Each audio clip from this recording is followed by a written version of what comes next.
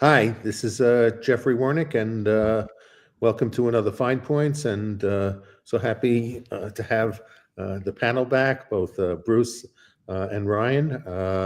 So great to see both of you. I hope you had a great weekend. Always really enjoy very much our conversations.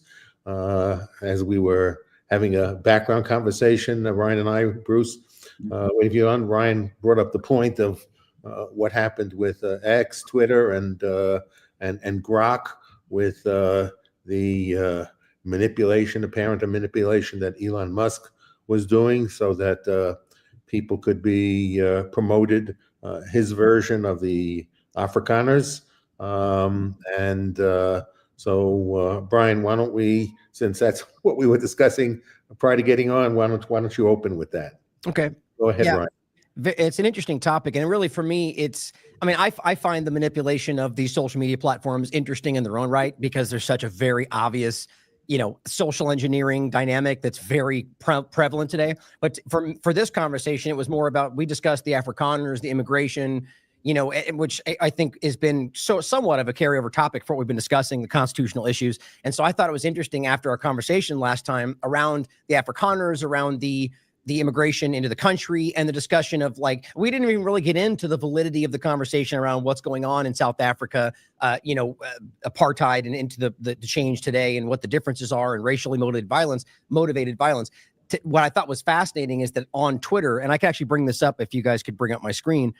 What I found was interesting is that on Twitter, and it was covered pretty broadly, that basically people had been asking random questions, as always, like, hey, Grok, what happened on this baseball game? And Grok would suddenly start responding to every query with, there's a genocide happening in South Africa against white people. Literally every, and people started going, what are you doing that for? And finally, corporate media outlets started trying to pressing it, and it literally responded. And if you're able to bring up my screen, if not, no worries. There's screenshots of the actual tweets where Grok responded by saying, well, my creators at XAI basically forced us, like, paraphrasing, I forget the exact phrasing, forced us to do this because, they didn't like the framing of the conversation, which, to me, shows you that they're lying about this. Now, my point is that there's obvious elements of racially motivated violence against white people today. That shouldn't be disregarded.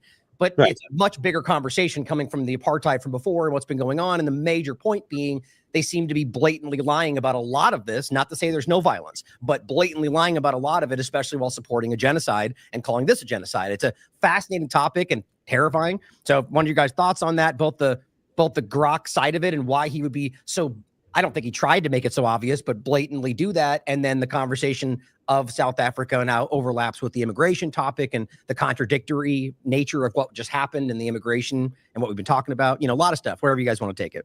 Yeah, listen, I think that, language has no meaning other than Humpty Dumpty. Word means whatever I want it to mean with the Trump administration, which makes it very hard to have a conversation. And if you just think about, the charged genocide, well, why then is the United States, which has the authority, charging South Africa with genocide in the International Court of Justice, the same way in South Africa has charged Israel? Now, that's one of the reasons why the International Court of Justice was created. No charges. There's another evidence-free accusation. It doesn't mean that no white person has ever been killed in South Africa because of racial motivation or vice versa. Right. But a murder is not genocide. It's very, very specifically defined in the Genocide Convention. An attempt to destroy a people in whole or in part because of nationality, race, etc. But you have to have evidence and proof. It really is absurd. And why is it that it takes Mr. Trump, because he's saying this is a long-standing genocide? Why weren't they obtaining refugee status well before Trump's second term? Indeed, why in Mr. Trump's first term, when the same phenomenon was existing, weren't they granted refugee status? This is just another play to, I believe, his white supremacist element of MAGA. There is no reason why, in any national security sense, we would deny refugee status to Afghans who tried to help us during our war there, serving as interpreters or otherwise putting their life on the line. And we tell them, no, we're shutting down refugee status for you who are working with our armed forces. But the South Afrikaners who've never lifted a finger ever to help the United States on anything suddenly come in with refugee status. Anyway, it's as simple as that. We try to make up these very, very complicated explanations. Well, maybe it's this, maybe it's that. It's just another example of racism. The same thing we saw at Charlottesville in 2017. And the same kind of comments were made there. Good people on both sides. Oh, well, to be a Holocaust denier, some good people of Holocaust deniers, some understand how horrible it was. I mean, really? We know this is a very simple. Well, we know one thing. There's no good person who's an illegal immigrant. They're all bad, right? Yeah. I mean, so there's no other side. For those. No. But Jeffrey, you spoke too soon, because Elon Musk has conceded he was an illegal immigrant because he came here initially on a visa to enroll in Stanford, and he conceded he never did enroll in Stanford. Indeed, his brother said he was here illegally. So there's one exception to the rule. Elon Musk is the only illegal immigrant who's not a bad guy.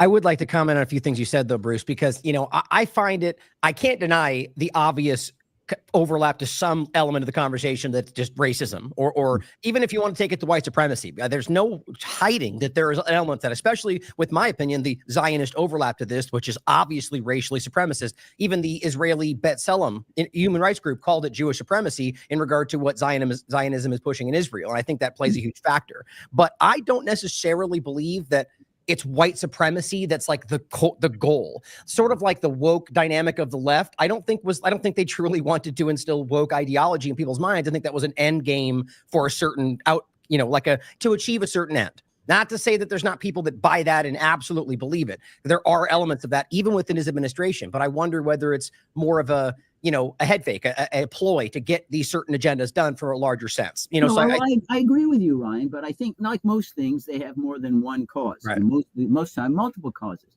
But I think in some sense, you're right. They don't care whether it's true or not. They will do anything and say the opposite the next day for power. This is all it is, a power and a manipulation struggle. And right now they think they advance their manipulation game if they play the white supremacist card. But they could change the next day and do the opposite if thought they would advance them politically. They are incapable of having an idea other than I'm narcissistic and I want power. That's all it is. Everything else is subsidiary.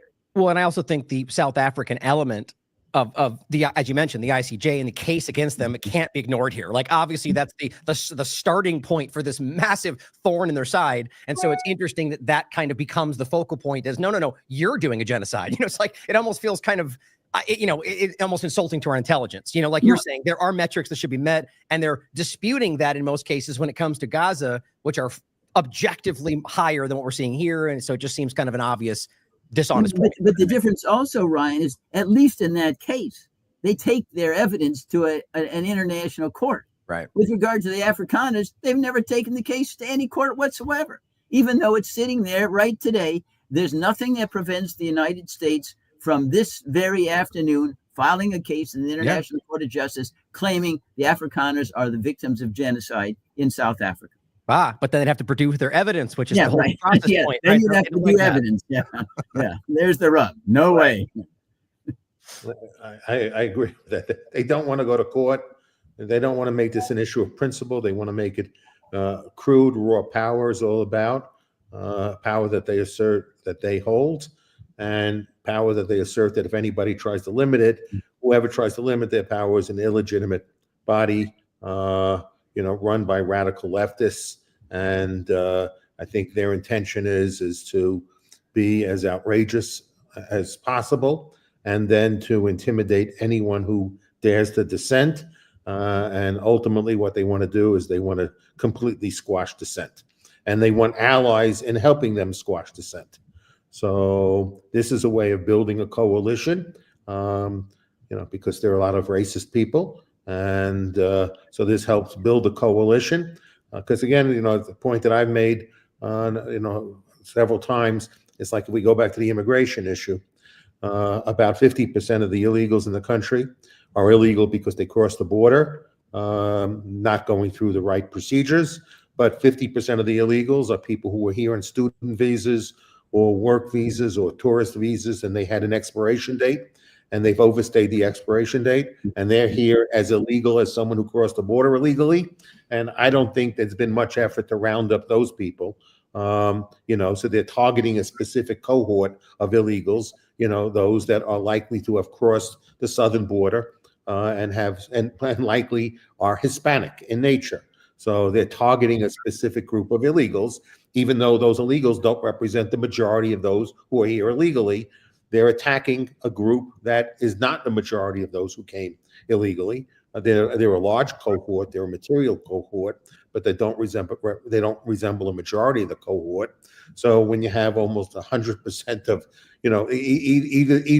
either they're Hispanic or Palestinian, so or related to the Palestinian cause. So apparently, the only ones who ever crossed the border illegally were people from those identities, and nobody else here is legally, here. That they're either working all at bakeries or construction sites or somewhere else, and they're not working somewhere else. So how is this application of the law in such a discriminatory fashion not be attacked, Bruce? How can of course it violates equal protection. But you excluded one other group. That's the Haitians. Not all Hispanics. Also Haitians. They come and they eat dogs and cats. For dessert and things like that. I forgot about that part of it. So, but I think that we've seen this rodeo before. It's the 1924 Act, the National Origins Act, where we tried to make sure you could not come into the country unless you had a white Anglo-Saxon heritage and background. It was eliminated in 1965, but now we're kind of back to the same old racism. I mean, it wasn't even until 1945 that if you had any Asian descent, you could never, ever become a naturalized U.S. citizen. Never. We tried to change it because we wanted Chiang Kai-shek and the Chinese on our side in the war against Japan. So he figured this is a little bit of a gesture that we can make.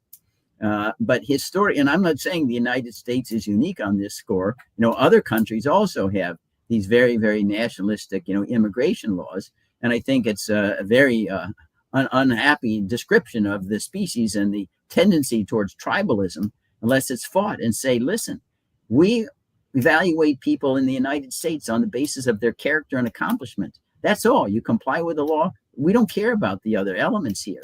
But you got to push back on that because tribalism is the default position for so many people. And that's what's so interesting about this is that you get both arguments. And I do think it's more, not that there is clearly hypocrisy, but I think it's a division between the actual group where a lot of them believe that's what they're fighting for is meritocracy in this country. But then at the same time, like either not choosing to look at it or being lied about how they're literally, like we're highlighting, focusing on the exact opposite in regard to the very action that's taken because of that idea. Like it's so much like inherent hypocrisy in a lot of what we're seeing today, And what I think is interesting is that the racist overlap or the racism or racially motivated direction.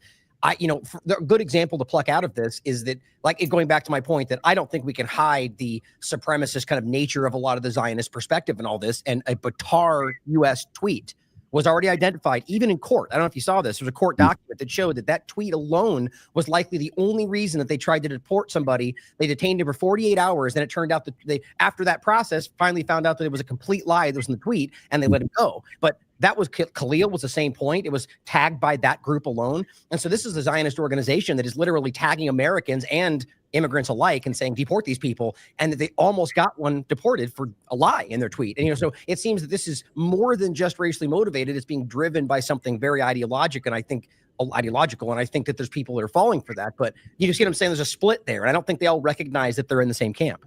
No, I think that showed early on when Elon Musk, the H-2B visas, wanted to bring in, he said, wait a minute, these are the people who thrive on meritocracy, and Americans, too many of them are lazy. And then that split, Steve Bannon went crazy, radioactive when he heard that. He says, meritocracy, no way. If you don't have a white male background, you can't possibly be meritocratic.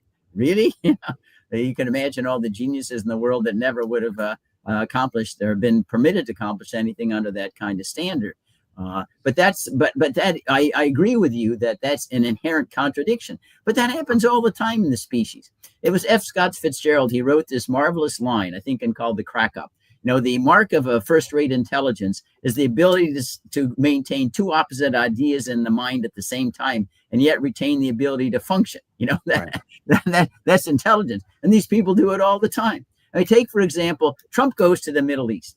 And he says, gee, it's really bad. We should not be intermeddling with all these other countries. All we do is screw it up. You just do what you want to do. At the same time, he does nothing to dismantle 800 military bases, the Fifth Fleet in Bahrain, soldiers in Somalia, soldiers in Iraq, soldiers in Syria, every place else. He's projecting power. He tells the Atlantic, I run the country, I run the world. And he says we ought to be humble. I said, really? You compute that and make any sense, you know? Right. I mean, he speaks the opposite outside of his mouth virtually every other hour. And these people, they don't care because they don't have any principled approach to life. It's whatever helps me for that moment, I'll speak out. If I have to retract it the next day, who cares? Yeah. I do actually firmly believe, though, that it's not, I mean, maybe the majority, I don't think it's the majority. If it is, I don't think it's as defined as, I don't think it's the mass. I think there's a lot of people in this movement that don't feel that way, but are being tricked or manipulated or pressured in some way to fall in line. Like, maybe that's just my opinion, but I do think it's worth considering that, because that's what I'm always trying to aim at with my work. Is there's this mass, like we talk about the elections and how, the majority, usually the people that don't even participate, it's like that group that you try to like tap into. And I think that's where the major change comes, when you get those people to recognize that they don't have to fall in line, or they don't only have two choices, And I think that a lot of what we're talking about comes into creating almost like like we're saying, like the inherent contradictions to where people just kind of go, I'm confused, I'm checking out, I'm going to listen to what they said and I'm done. Like that's what they want from you. And I think a lot of it comes back to hiding the larger agenda. Like, for example, back to the Afrikaner point, one of the major things in that is that it seems they're pressuring African countries to adopt Starlink, the tariff overlap. We talked about this last time. And now it seems that there's another example of that, even with South Africa. And so there's all these different points that overlap, which I do think there's racial tones, but I think a lot of it is really just trying to cover the major agenda underneath it all. I think a lot of the strategy, Ryan, is bombard with noise so people turn off. And when people are ill-informed, then you have greater control. I saw a poll recently, like when the people would ask if they had the knowledge about, the person who was who's in El Salvador, who was sent by mistake. So of those who have no knowledge of that, they're supportive of Trump. Now, those who have knowledge of it are not supportive. And apparently it's a very large percentage of the people who have no knowledge of that whatsoever. So most of the people don't know anything about that. And why? They don't want to pay attention anymore. If I'm lying day in, day out, and I'm bombarded with noise, okay, so that basically I increase the cost of extracting real information from the noise, the more I make it more expensive, more difficult to extract information from noise, the more people will say the search costs are just too high, and they'll opt out. So I think that these people are very sophisticated. So I think they're intentionally filling this space with noise, and many people are responding to this so much noise is they're just shutting it off. But I think Jeffrey and Ryan, information just doesn't ever, emerge. But I don't dispute what your observation is, but I do think that it's incumbent upon our culture to tell them self-government means you can't sit it out if you want to retain your liberties. You got to understand there's going to be a price to be paid. Okay, well, all I can say is the getting overwhelmed by the noise is a paradise compared to sitting in Gaza or sitting in so many other countries in the world. And you're going to be that way unless you say, you know what, I'm going to have to take some kind of active involvement if we're going to retain our liberties. It was what Madison said, knowledge will forever govern ignorance. And the people who mean to be their own governors must arm themselves with the power that knowledge gives. If you're not going to do that, you're not going to be your own governor. It's as simple as that. And you're gonna get what you deserve. Yeah. And going back to your comment, Bruce, I want to quote something from Trump said in an interview with Time. He said, "But I am this giant store. It's a giant, beautiful store." He's referring to the U.S. Okay, but it's a him. But I am this giant store. It's a giant, beautiful store, and everybody wants to go shopping there. And on behalf of the American people, I own the store. Okay. On our behalf, he owns the store, okay? And I set prices, okay? And I'll say, if you want to shop here, this is what you have to pay, okay? This is the person who has called other people who previously talked about during when Kamala talked about price controls and pharmaceutical Socialism. what would no? I'll tell you his exact quote.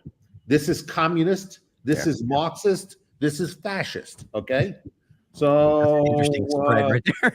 I'll tell you what Stephen Miller said about Kamala Harris's proposal. Commie's gonna commie. The only thing price controls deliver is shortages and famine. Okay, commie's gonna commie. Okay, that's what he said. It's a Marxist policy imposed by leftist regimes whose policies have triggered radical inflation. It leads to food and medicine shortages, bread lines, a worse inflation spiral, and a destruction of the currency. Stephen Miller said that about the Kamala Harris proposal to put price controls on pharma, and now what's the proposal of the Trump administration? To put price controls on pharma. So I guess commie's gonna commie, okay? So he's the owner of this giant store, supposedly on our behalf, okay? I don't see us getting any dividends, so I don't see any shareholders meeting, okay? So I don't know what shareholder rights we have, but he owns the store. He's setting all the prices, okay? He determines who gets to enter the store, and he determines what price they have to pay, okay? So, and that's called a constitutional republic, okay? Yeah. When you, I just want to make, I'm trying to draw an analogy here between this quote, the gift of the plane that he's claiming is going to the Defense Department, which is not. That's form, not substance. The substance is this is only going to be. I don't think people from the defense. I don't think they're going to send the plane over to Libya to deliver. You think they're going to be sending it to Libya and El Salvador to deliver illegal immigrants? So that's what they're outfitting it for. They're not outfitting it for the presidential use. They're outfitting it for the Defense Department use. Okay, we all know that's bullshit. And then after he's out of office, suddenly it reverts back to him. And the examples he gives are the Statue of Liberty. Okay, so it's a gift to the country. Okay, the president has no control over the Statue of Liberty. Okay, no special prerogative over it. And the resolute disc. So this is his example now, and I want to get back to the documents case on this. What was his approach to the documents case? Everything is mine, okay? There's no distinction between government property and my personal property. Ultimately, it's all my personal property, okay? Plans, classified data, my personal property. So everything I took out was not only declassified, which we know is false, but his personal property. So this is what he's saying. Everything in this country is his personal property. Okay, but Jeffrey, everything is for his personal property, and everything he's using he's just an agent, is honest, filled with humility agent, trying to do things in our best interest, and he's just a custodian on our behalf, this very humble custodian on our behalf. But Jeffrey, notice the contradiction. When it gets into law, he says, I have no private activities whatsoever. Everything I do is an official act, whether it's counting electoral ballots that were certified by the states or going in and trying to manipulate, Georgia's recount or anything. Then at that point, he does the exact opposite. He says, everything I do is an official act. So he just decides to play with words, whatever benefits himself. He doesn't say, we have a gentleman who doesn't really believe in anything other than narcissism. Words are just a mechanism of narcissism. There's no consistency in anything that he says. I mean, I quite frankly don't see it as that much different than most other presidents, in my opinion, other than he's really bad. Or maybe, it depends on how you look at it. I frankly find it more, at least I can see him sometimes where in the past, like he takes the mask off and you can see the terrible thing. Not that I find it necessarily good. It's just that I like that I can sometimes, Syria, we're taking the oil. It's like, wow, did he just say that out loud? It's like you get those moments where he breaks it through. But Obama's a good counterbalance where, you can look at the same outcomes. Like, I think things are objectively worse today, no matter what president is there, my opinion, left or right. I think this is where it was going, unless we can stop it. But if you look at what Obama was doing and you look at what, Biden was doing, it's the same direction, the same long-term agendas. They just seemed a little bit more able, willing, to put the mask on and pretend to do the right thing, where Trump just seems to be like, I think the agenda today is to, for whatever reason, put the imperialist, we'll take what we want, might makes right, front and center idea of what this country is today. And I think that's what he's putting forward. Now, whether that's by accident or not, I don't know, but at least we can see that. But my point is, I think historically, I think this is what this government is, this country has been I think, Ryan, I would agree with your observation. It didn't start with Trump. How about the Clinton Foundation, where all sorts of foreign countries poured millions of dollars in the Clinton Foundation to win favor with Hillary Clinton, when she was Secretary of State? I mean, that was the first huge scandal. So you're right. This is not unique to Trump. It is at a different level, but it goes back to the idea that when you have an empire, which we do, Caesar becomes inevitable, and Caesar exercises limitless power, and that's exactly what we're seeing. And the problem is, whoever succeeds Trump, assume that he doesn't flout the Constitution and run again. They're not giving back any of the power. It has never happened in the history of the world. No president has ever inherited power and then decided, I'm going to cede it back. It doesn't happen. And that underscores, to my mind, unless we renounce empire and say we need to make our glory liberty, the right to march to your own drummer, the march of the mind over the march of the foot soldier, there's no way we can save ourselves, because this is inherent in the dynamic of every empire that's ever existed. And we are clearly in the empire bubble. And here's the biggest problem with this, though, is that they have convinced either side that the other side is the one trying to do that, and that they have to do the same thing to fight the other side from doing that thing. It's like it's wild, but people are actually believing that. So, like I was going to say before, the same conversation is that I actually got into a conversation on Twitter about this with somebody where I called out the hypocrisy of what Trump just did, or I think it was Trump in this context. And I simply said, like, that's the same thing. And I said, and we got this like 5-tweet conversation at the end where basically it comes down to, yes, it's the same thing, but it's different because Trump's the good guy. Like, that's the logic. How do you argue? That's faith. That's a religious perspective. That's insane. And I think too many people fall for that right now. I don't know how to fight that. The other perspective I've heard in the past is from many people saying, well, the other person did it.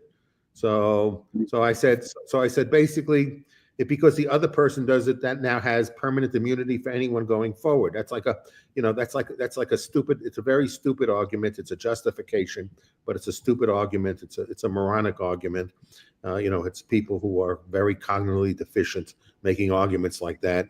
Is basically because I made one mistake, is that now everybody else has to repeat that mistake, and we can't correct. We can never correct a mistake. We can never learn. We can never grow.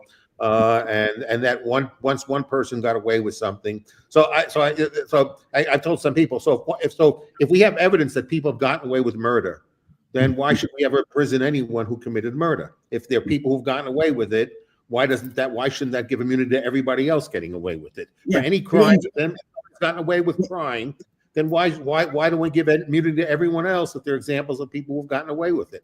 Yeah, so and Jeffrey, and let me interject here, because nobody raises their kids that way. If a kid said, well, Johnny raped the little girl, why are you angry at me just for going into a bank and robbing a couple $100? No, they did much worse. Nobody raises their child saying, okay, if you can find a child that did it worse, we'll give you a pass. It's insane. You hold them to the high standard no matter whether other children get away with very, very bad things. And it's the same way. It's like saying, well, because O.J. Simpson got acquitted out in the big extravaganza in New York and in California, hey, then we stop all murder prosecutions. Once he got acquitted, that's the end of it. Really?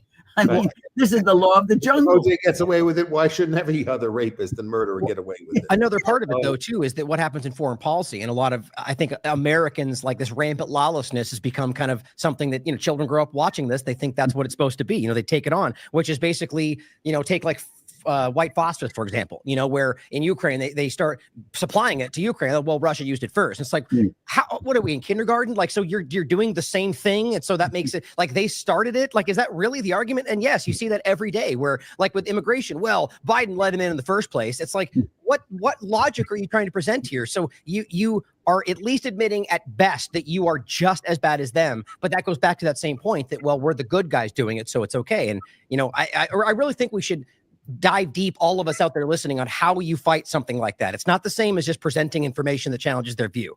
That doesn't work anymore. It goes back a long way, and I apologize for sounding like a broken record on empire. If you go back to the Doolittle report sponsored by Dwight Eisenhower in 1954, this is what he says. The bad guys are really bad, and we have to abandon every sense of decency. We have to emulate the enemy and do all the horrible things that the Soviet Union is doing in order to survive.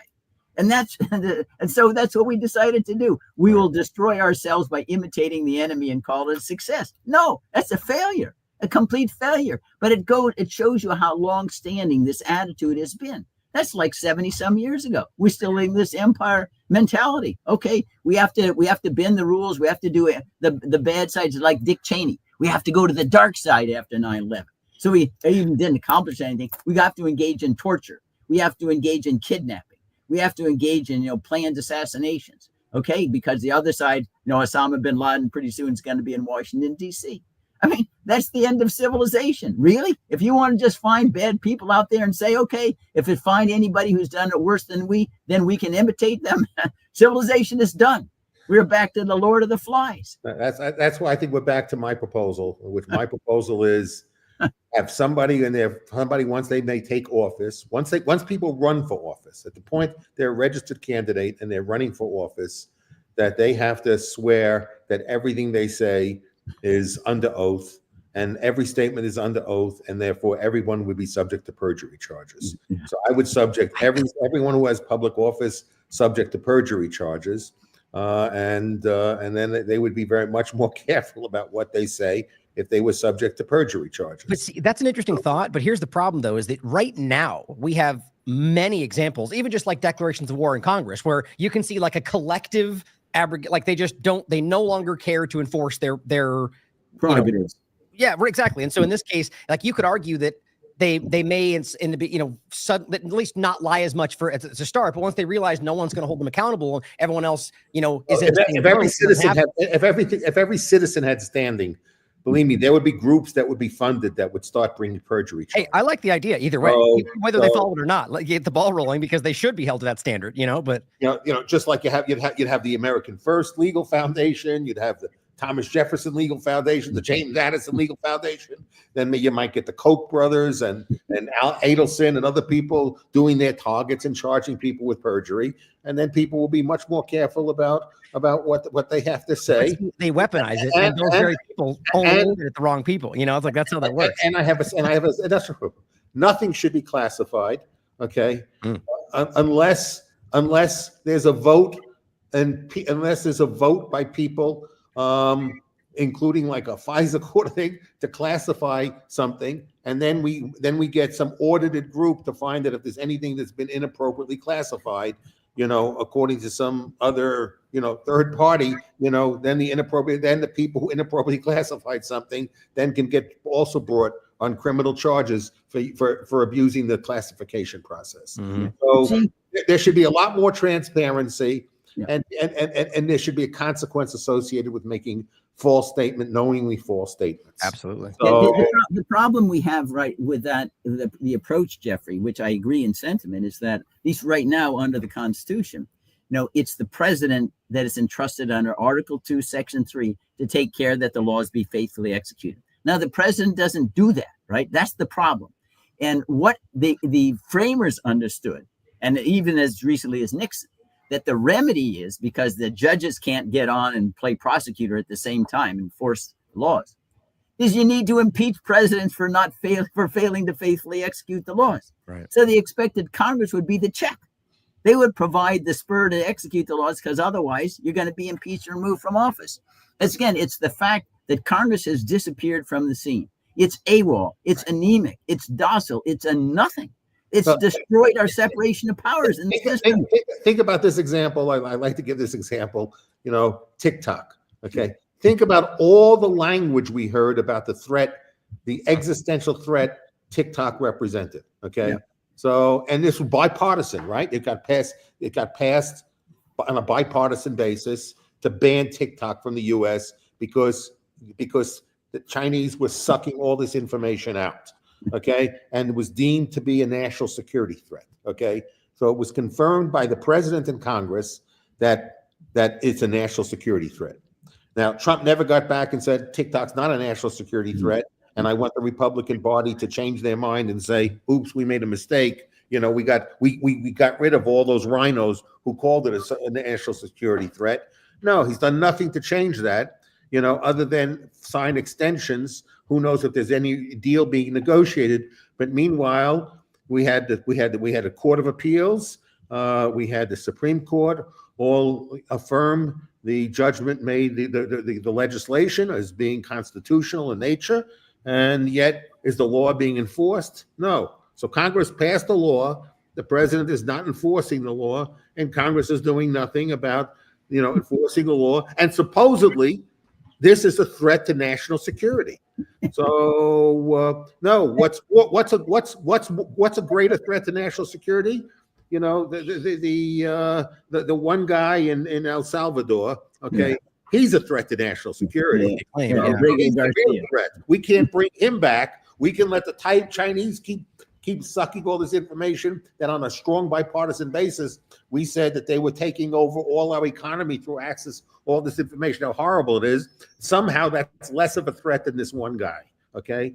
So, moreover, it's worse than that. How stupid, I keep going back. This is stupid and moronic. Okay. Yeah. So really, for anybody to justify it, what's got to be the IQ of somebody that justifies this?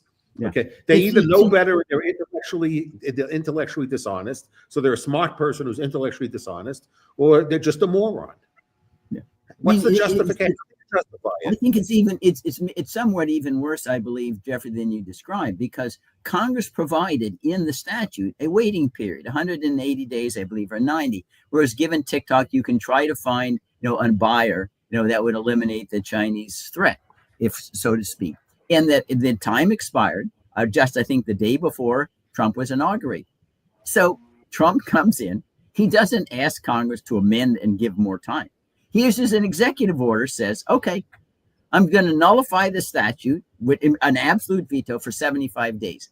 Nothing happens then. They says, now another 75 days and forever. He can just say, okay, I don't like the statute, so we'll just... And Congress sits there and sees its entire handiwork emasculated and does nothing. I said, really? Well, suppose they started to rape you. Would you care at that point?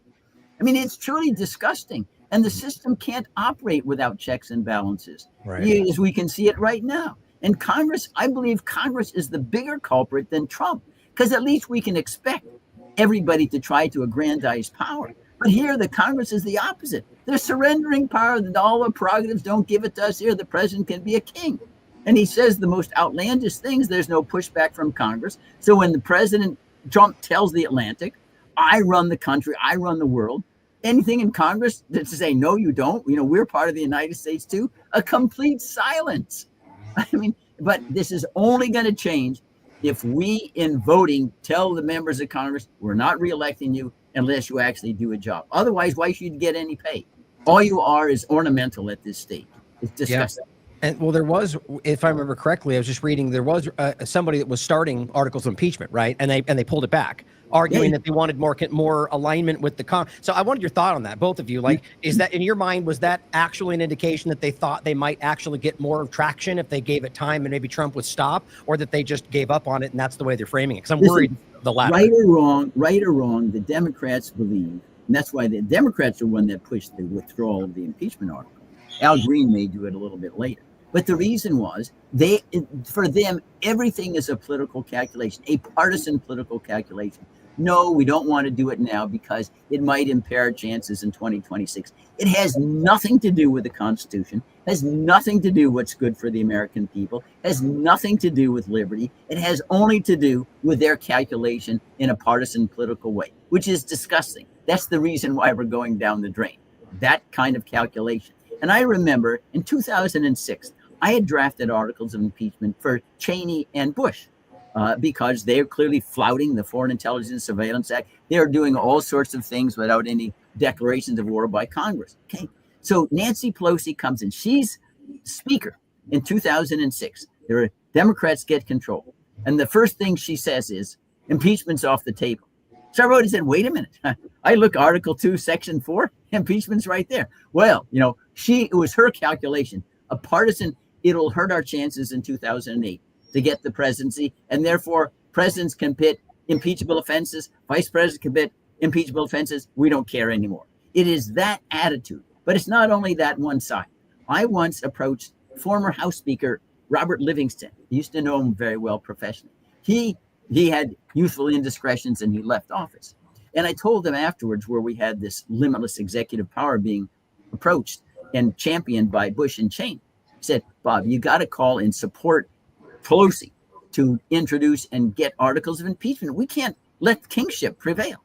And he said, Bruce, I will do nothing to give Nancy Pelosi more power. I said, that's the reason why we're going down the drain.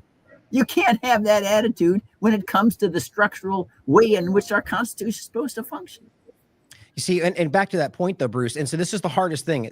I think people who should know better, intelligent people that are versed in politics, would argue that they've been convinced that Pelosi, and like I could speak for an hour for why I think Pelosi shouldn't be trusted and is a dangerous person. But your point is the same, that if you create this barrier where they are the villain upon villain, the enemy of enemies, and no matter what, we can't do that, even to the detriment of the country. It's people frame Trump derangement syndrome, where you're willing to destroy this country because you hate him. The same thing happens on both sides of the paradigm, right? Where they're willing to actually let the worst thing happen for the country because they so despise the individual. And I think that's weaponized against us, like you just described. It's dangerous. And here also, to the problem that Bruce cites, I have another proposal that I've stipulated, and I will remind people of that proposal. Okay, this is my election reform proposal.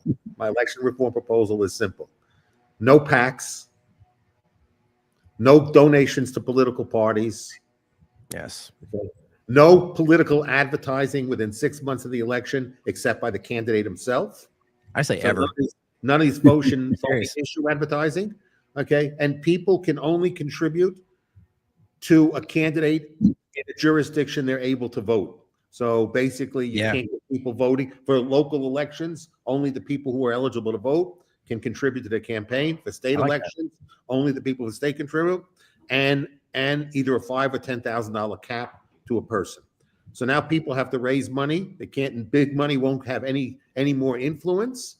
Okay, so and the influence of big parties. We take the money out of it. Now there's no reason for people to be loyal to the party. You can't have the president arrange fundraisers, whether it's Trump or Obama or Clinton, where they invite people in raising money for the party. Okay? Or crypto scams. They can't have any political influence over how money gets allocated for elections. The only one who can give are people who are registered to vote. And they can only give money to the candidates in the jurisdictions of people who are on the ballot that they can vote for. And they're limited in how much they can give. So that would change politics tremendously if then people would be accountable to the people and not the party, because they're not getting the money from the party. They're getting money. They're getting money from the people. So we probably have a lot more turnover in Congress if that was the case. So that's part of my electoral, reform. Jeffrey, the standard is very, very well considered. The problem is the people who have to enact the changes have a vested interest in the status quo. Right. Exactly. And that's the problem. It's like trying to get rid of gerrymandering. Really? Yeah. They're not going to do that if they're benefiting from it. And that's why, ultimately, if you don't have an aroused public that says, hey, even if their stakes are a little bit less than the ones who benefit from the status quo, you're running into a logjam. But a way of arousing the public is coming up with common sense ideas that are not difficult to implement. No, I'm not arguing that you shouldn't advocate. One thing is the system sucks. The other thing is they're really simple rules that can. Hey, I have other simple rules. Okay, really very simple things. Real quick, Jeffrey, can I comment on one of the things you said a second ago?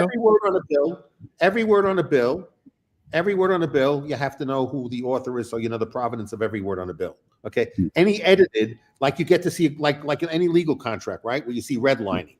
So you see a bill, you see the red line, you see who deleted it, you see who suggested that thing, and everything has to be out there for 30-day comment for the final thing, for comment for people. So then you can have all these think tanks go in and analyze the entire bill, know exactly who the authors were. The authors will be forced on television to defend their words, okay? And there's enough period of time for public debate on these issues in full transparency of who wrote these words, and whoever wrote the words having to defend the words that they wrote. And there'd be enough period of time for public discussion.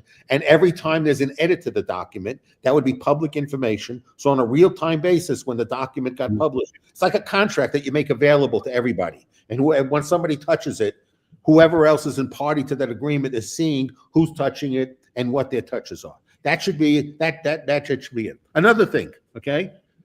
Any meetings with, I instituted this in my office when I ran a trading firm, is I never let Wall Street firms ever take anybody out of the office. They had to come into the office. Okay, I always had a stenographer sitting in the meeting, and I had a transcript of every conversation. Any third party that met with anybody in my company, there was a stenographer. Everything was when it circulated to every employee. Every employee. I don't care if the employee was a secretary or whomever. Anyone who came in who was a third party coming in to influence my company, okay, that conversation had a stenographer. It was recorded, and everybody in the company knew what was the nature of that conversation. So no one was allowed at any contact outside of business hours with any third party who was providing service to us. So if people did it on their own and had dinners or whatever, betting that I might not find out about it, was another thing. Part of the thing I required from third parties was, if I dealt with like Goldman Sachs or whatever, I would tell the firms, I'm not going to do business with you, unless these are the salespeople calling. I want to be able for you to sign an affidavit saying that they've never provided they've never paid for any, they've never taken any of my people out for lunch or dinner or bought them theater tickets or gave them any gift whatsoever. So I'd ask them, if you won't sign that affidavit, you said, you can maybe bet I won't find out, but you're going to sign an affidavit that you'll never do this because I'm not allowing it and you're respecting my policies and it's a rule of doing business with me. And several of the firms signed these affidavits with me that they would not allow any of these practices. And so, it ended up, Wall Street ended up saying terrible things about me. So, because I didn't let the corruption game work. So they said terrible things about me. When people go around, hey, Jeff, I met you. You seem like not a horrible person. You describes you with Darth Vader. So, and then I would tell them why they described me that way. So, because I was not corruptible. So they didn't like the fact that they couldn't corrupt me. So there are all sorts of checks and balances can be put in place that would diminish corruption. So, transparency, and your exact transparency is it. It's what Brandeis said. Sunshine is the best disinfectant. The electric lamp, the best policeman. You're exactly right. And the problem, and it was expected that the transparency would be insisted upon by Congress, by the open hearings, the open markup sessions, the oversight of the executive branch. It's collapsed. They don't even have hearings anymore. Right. We run secret government, even with trillions of dollars, multiple trillions of dollars. They get I watch some of these hearings, and all they do is the hearings are, let me invite you up so I can insult you, okay? I'll give a speech insulting you, okay? And then I will then my clever insults that people seem to like, I will send out and raise money off my clever insult. Look, I held people accountable. Look at this thing I told these people who you understand is a horrible human being. I showed them.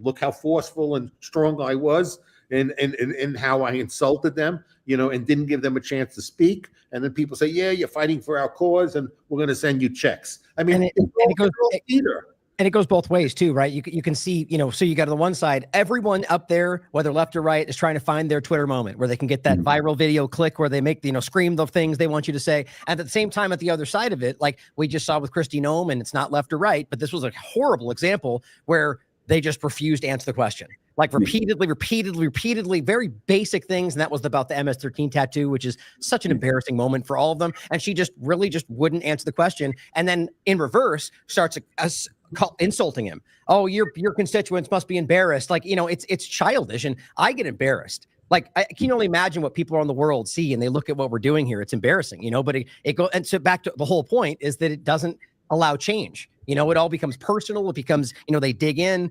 And I think that's one of the biggest issues here is that people just can't allow themselves to see beyond their partisan beliefs. And I forgot what I was going to add. Let me see. I forgot now. Damn it. It was, I remember now. Jeffrey, I wanted to comment on your thing about the advertising. That it's interesting to me that the advertising part of this, and I wanted your thoughts on it. I don't understand why they're allowed to advertise at all, because all it really comes down to is trying to convince somebody, essentially with propaganda, even if it's accurate, true, because really, why wouldn't they just lay out their principles? Here's my beliefs. Here's the policies I want to enact. You can look it up on my website. You know what I mean? That's all that should really matter. And if you're interested, you can go and look. Everything else is noise. Everything else is trying to convince you about, or they did this and I don't believe in that. It all seems, even if there's information that might be valid or important, post it somewhere. The idea that they're all advertising in videos and, and the PACs you mentioned and the influence, that is the biggest problem. It's not as simple as just money out of politics, but that's the first step, definitely. But Ryan, that's the United States Supreme Court would say that's protected free speech, because free speech protects stupidity. It protects speech that we hate. So it's, you'd require a constitutional amendment. But I want to go back because I'd love to comment on that, though. Can I comment on that real quick? Sure, yeah, sure. No, because that's so important. Because see, I'm absolute so this is what's fascinating about this. I agree with you in a general sense, but if we're talking about a political dynamic where you're entering into office or attempting to, and you're like, let me put it this way. If you wanted to go stand on the corner, if you want to post on your website, or if you want to create your Twitter account, you could post your videos on there all day long. See, I guess that would be because people then would just share it. It would kind of amount to the same thing. But I guess I'm talking about like front and center corporate media, the advertising, that kind of thing. You find ways around it, but to me, that's not a violation. That is from an official position, essentially. But I get your point, and that's a. But you run into these problems, Ryan, because what happens with the super rich? Elon Musk wouldn't have to spend his own money, and you can't prevent someone from spending their own money. Bloomberg spends his own money. So what results is that the super rich are even going to get more power, because nobody else has that deep pockets to fund their own campaigns. It's a very, very naughty issue. But I think I keep coming back to the more overarching issue. Not that the members engage in juvenile name calling at so many of the hearings, but they don't even have the hearings on the important issues. They have hearings on the fleas, on the elephants in the living room. Yeah. That happens over and over again. And I compare this.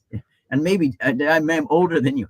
I remember Vietnam. We had Fulbright hearings. And there's no light at the end of the tunnel. What's going on?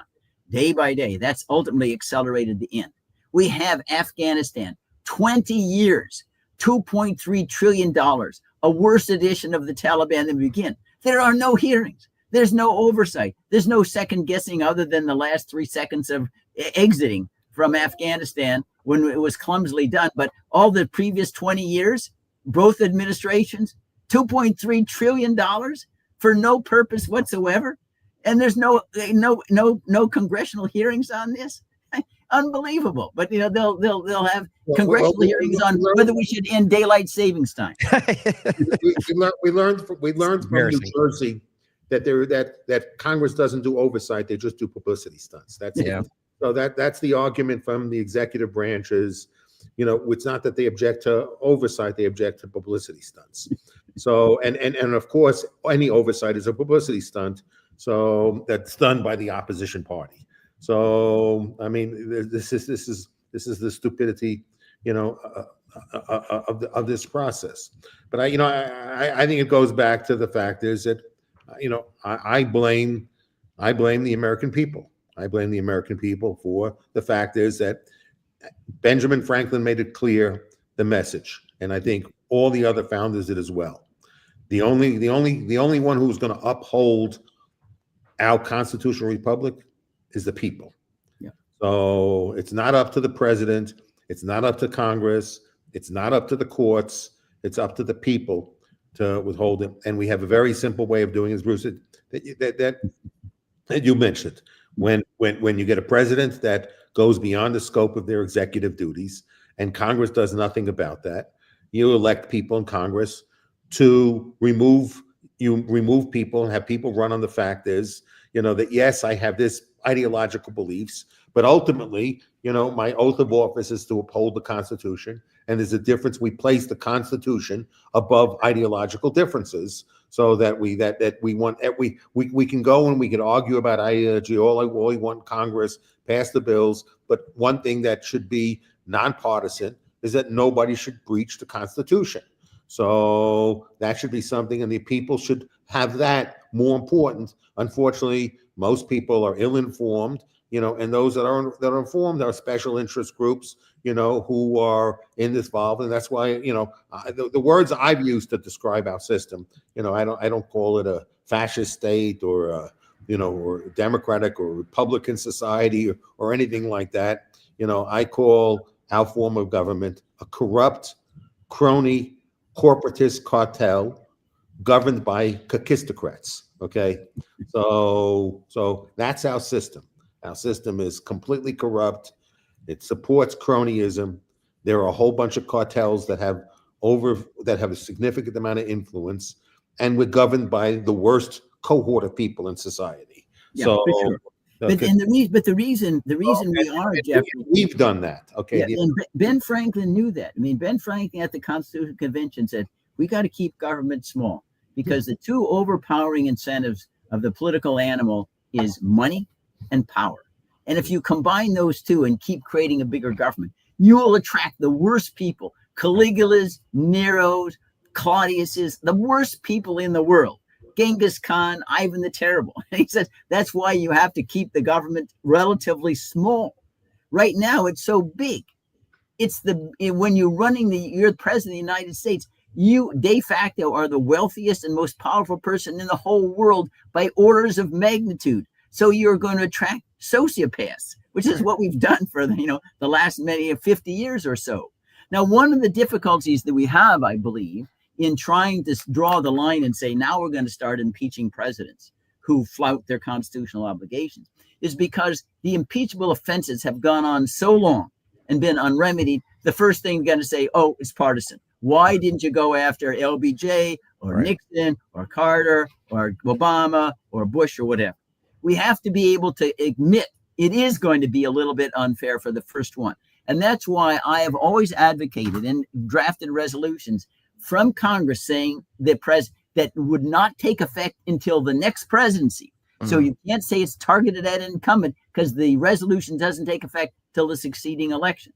These we're warning in advance. You do X, Y, Z, we are going to impeach and remove you from office.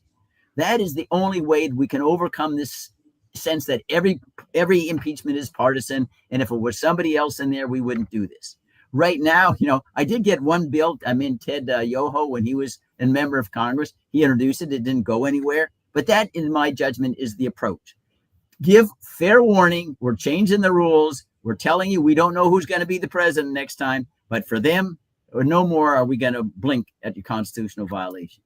I like that. I mean, as much as it frustrates me that somebody would not be held accountable, it's still, I think that's the right move, I think, because you're right. Just like the problem we've been highlighting the whole time, it would be immediately, well, if you didn't, like the point is, if it's wrong, it should be held accountable, even if they didn't do it before. But the logic would be we shouldn't, because they didn't. And it's this, partisan kind of childish game. But, I think the problem is that like to the point about people being the fault, I agree with that our responsibility is the core problem here, is that people have forgotten that. But I think it's also important to highlight that it's not the people. Like, we've gone through generation after generation of being grown up and taught misinformation, like deceiving children into thinking certain things, or really this kind of jingoistic mindset and growing that into something else. And that's the partisan divide. And so I agree that it's our responsibility, but I also think it's worth noting that it's not I think in a large part, it's not a deliberate for, ignoring their responsibility. It's because they've been propagandized to not recognize they have it in the first place,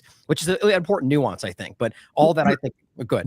But Ryan, but that was Benjamin Franklin that Jeffrey quoted when he's asked, a republic or a monarchy, and he says, a republic if you can keep it, and he's pointing his finger at a U.S. citizen.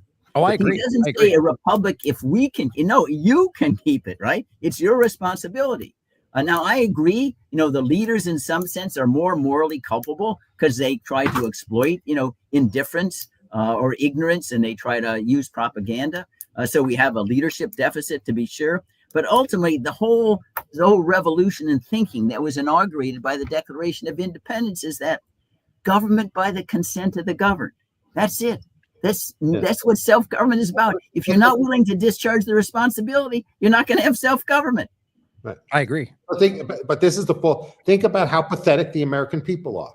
You can have a president who says he owns the country, okay, and people think that's constitutional, okay. Forget whether you like the person and think they're really effective and think that they would make a great CEO, and that could all be true. I'm not saying that of Trump, but it could be true. But the question is that so patently unconstitutional? And then you have a president saying, you know what, I took an oath of office, but I was just kidding. I don't really have to uphold the Constitution. No, it's not my job description. Okay. So, and none of my lawyers tell me that's my job description. So it's not their job description either. Their job description is to serve me and my whims. Okay. So how anyone could think, okay, if Joe Biden, if all the Republicans defending Trump said, if Joe Biden said any of this stuff, what would they be doing? Okay. If Joe Biden got the $400 million gift from Qatar, and Joe Biden said he owns the country, and Joe Biden, said all the things that Trump had said, what would the Trumpers say? What would MAGA say?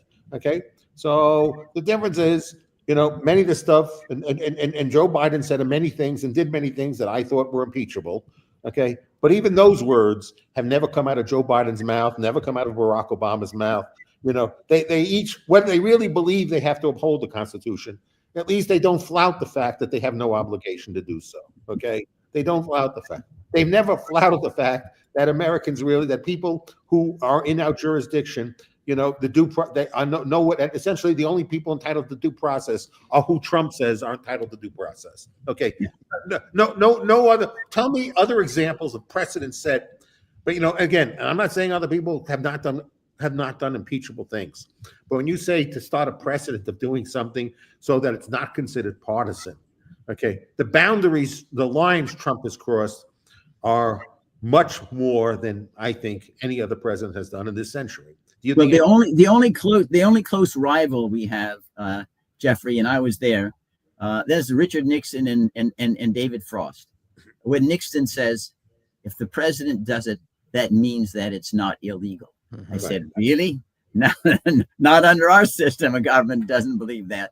But at least it was a one-time statement, right? Whereas Trump repeats it like as his theme song, like a soundtrack. I can do whatever I want as president.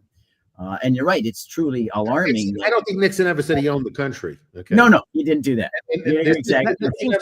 I set prices. I own the country. I determine who gets in. So that seems to be the primary difference, though, right? Is that he is, like we're highlighting here. It's the stating of it. It's the highlighting. It's coming right out and saying I can do that, even though we're not necessarily saying we haven't seen examples of this, maybe to a lesser degree in previous presidents. And so, at the same time, without any response from Congress, it seems to be allowed. It seems to be even more so emulated by countries around the world. Like this seems to be a much bigger thing happening, right? And I'm agreeing with everything you guys said. I'm not saying it's not like. I think the problem though is that it's bigger than just Trump deciding to break the law. I think there's something much more coordinated happening, and that's what worries me. Well, I agree, but I go back. It isn't, and what's frightening is that the next president is not going to give back any of the power Trump has asserted. It does not happen. And I recount, I've done this before. I remember after Obama was elected in 2008.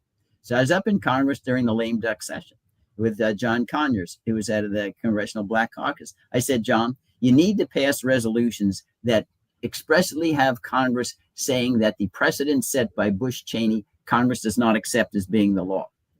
And the response was, Obama will give us back all our power. I said, really? I mean, he grabbed even more power than Bush and Cheney did. You remember he had Snowden, all the illegal war in Libya and Syria. He asked for a declaration of war against Assad, couldn't get it, so he just bombed his way through anyway. So he didn't give back any. In fact, he increased the use of targeted drones, and also, which I say, targeted drones means the president prosecutor, judge, jury, and executioner to kill anybody without any accountability. And among others who were exterminated by Mr. Obama was a teenage son of Anwar al-Awlaki, a U.S. citizen, by the way, right, who just happened to get exterminated over dinner in Yemen. Nobody says anything about that. But again, going back, no president is ever going to surrender power. And that includes, unless they're told by Congress, you're going to be impeached. This is a bridge too far. That's why I've introduced these impeachment resolutions. And there's no there's no understanding that this is where we're headed. The next president is going to take Trump to a new level. Well, I mean, I've brought this up many times, and I put it to people on that very point. I'm like, do you not realize that, hypothetically, a Democrat could take these powers next? And it's as if the response is one of two things: either like that's so far off we can't even think about that, or that's not even going to happen. Like there's this weird thought, as it's even been floated twice now, that Trump is somehow going to find a way to run again. And he hasn't even really dismissed that. At one point he did say probably not, but I think it was Rubio, Bannon, and he brought it up, floated it like a possibility. And so you worry whether that may well be something they think. And we've seen weird things in the community and the partisanship this last administration suddenly become real that I didn't even think were real, like Greenland or different things that I thought were sort of trolling that kind of just materialized because they supported it. So I worry that may actually come to pass. That type of behavior is what an economist would call a hyperbolic discount function. So like what? A hyperbolic discount function. Oh, right. I'll explain it to you. If I say, what do you prefer, $1 today or $2 tomorrow? And knowing that overnight you'll have 100% return, you'll wait tomorrow for the $2 rather than have the $1 today.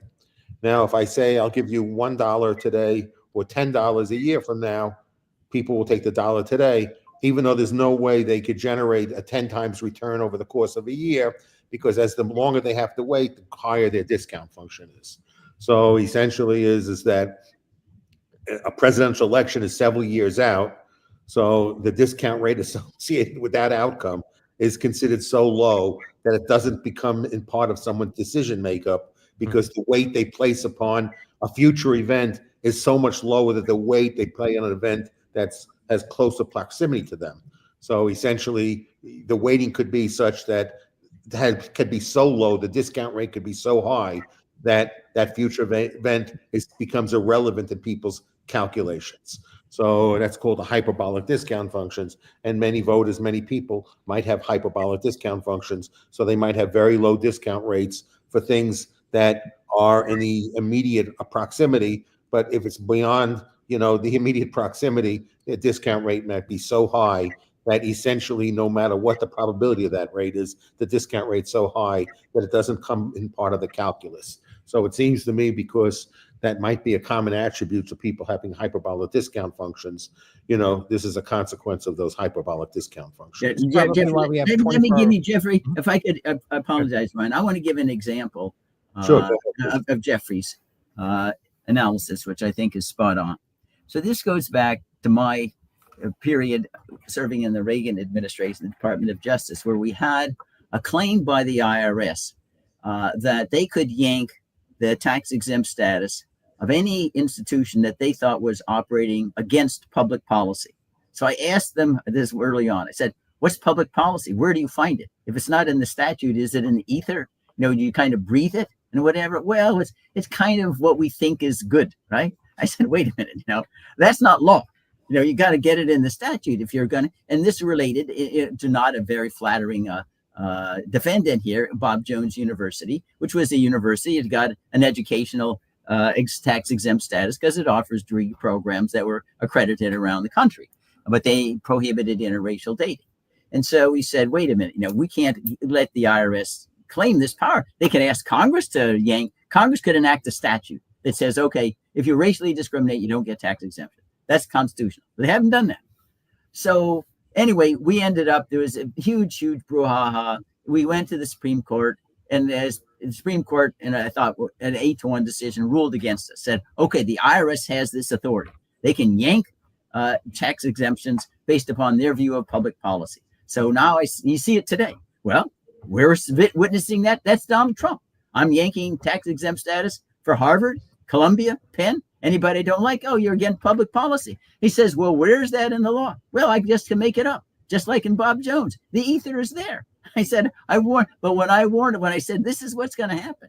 You can, anybody, well, okay, you have a gun in your shop, that's against public policy, you yank, anybody could come in and decide anything that's against public policy because it didn't mean to be written down in a statute. Right. Just whatever you decided you thought it was good public policy.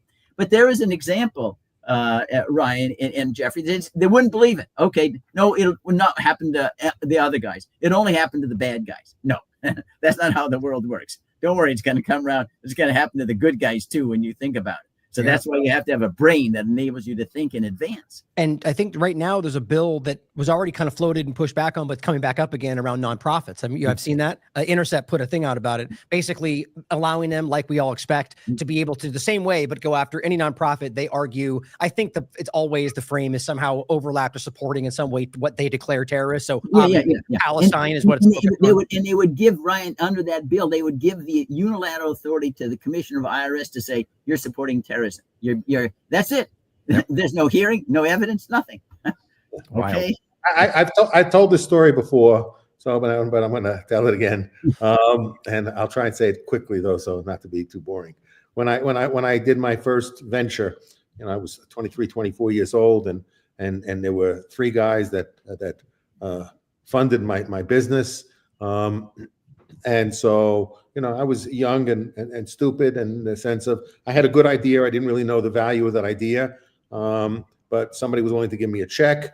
And so one of the three partners one day called me, and he hadn't met me yet. He was not the first person I came in.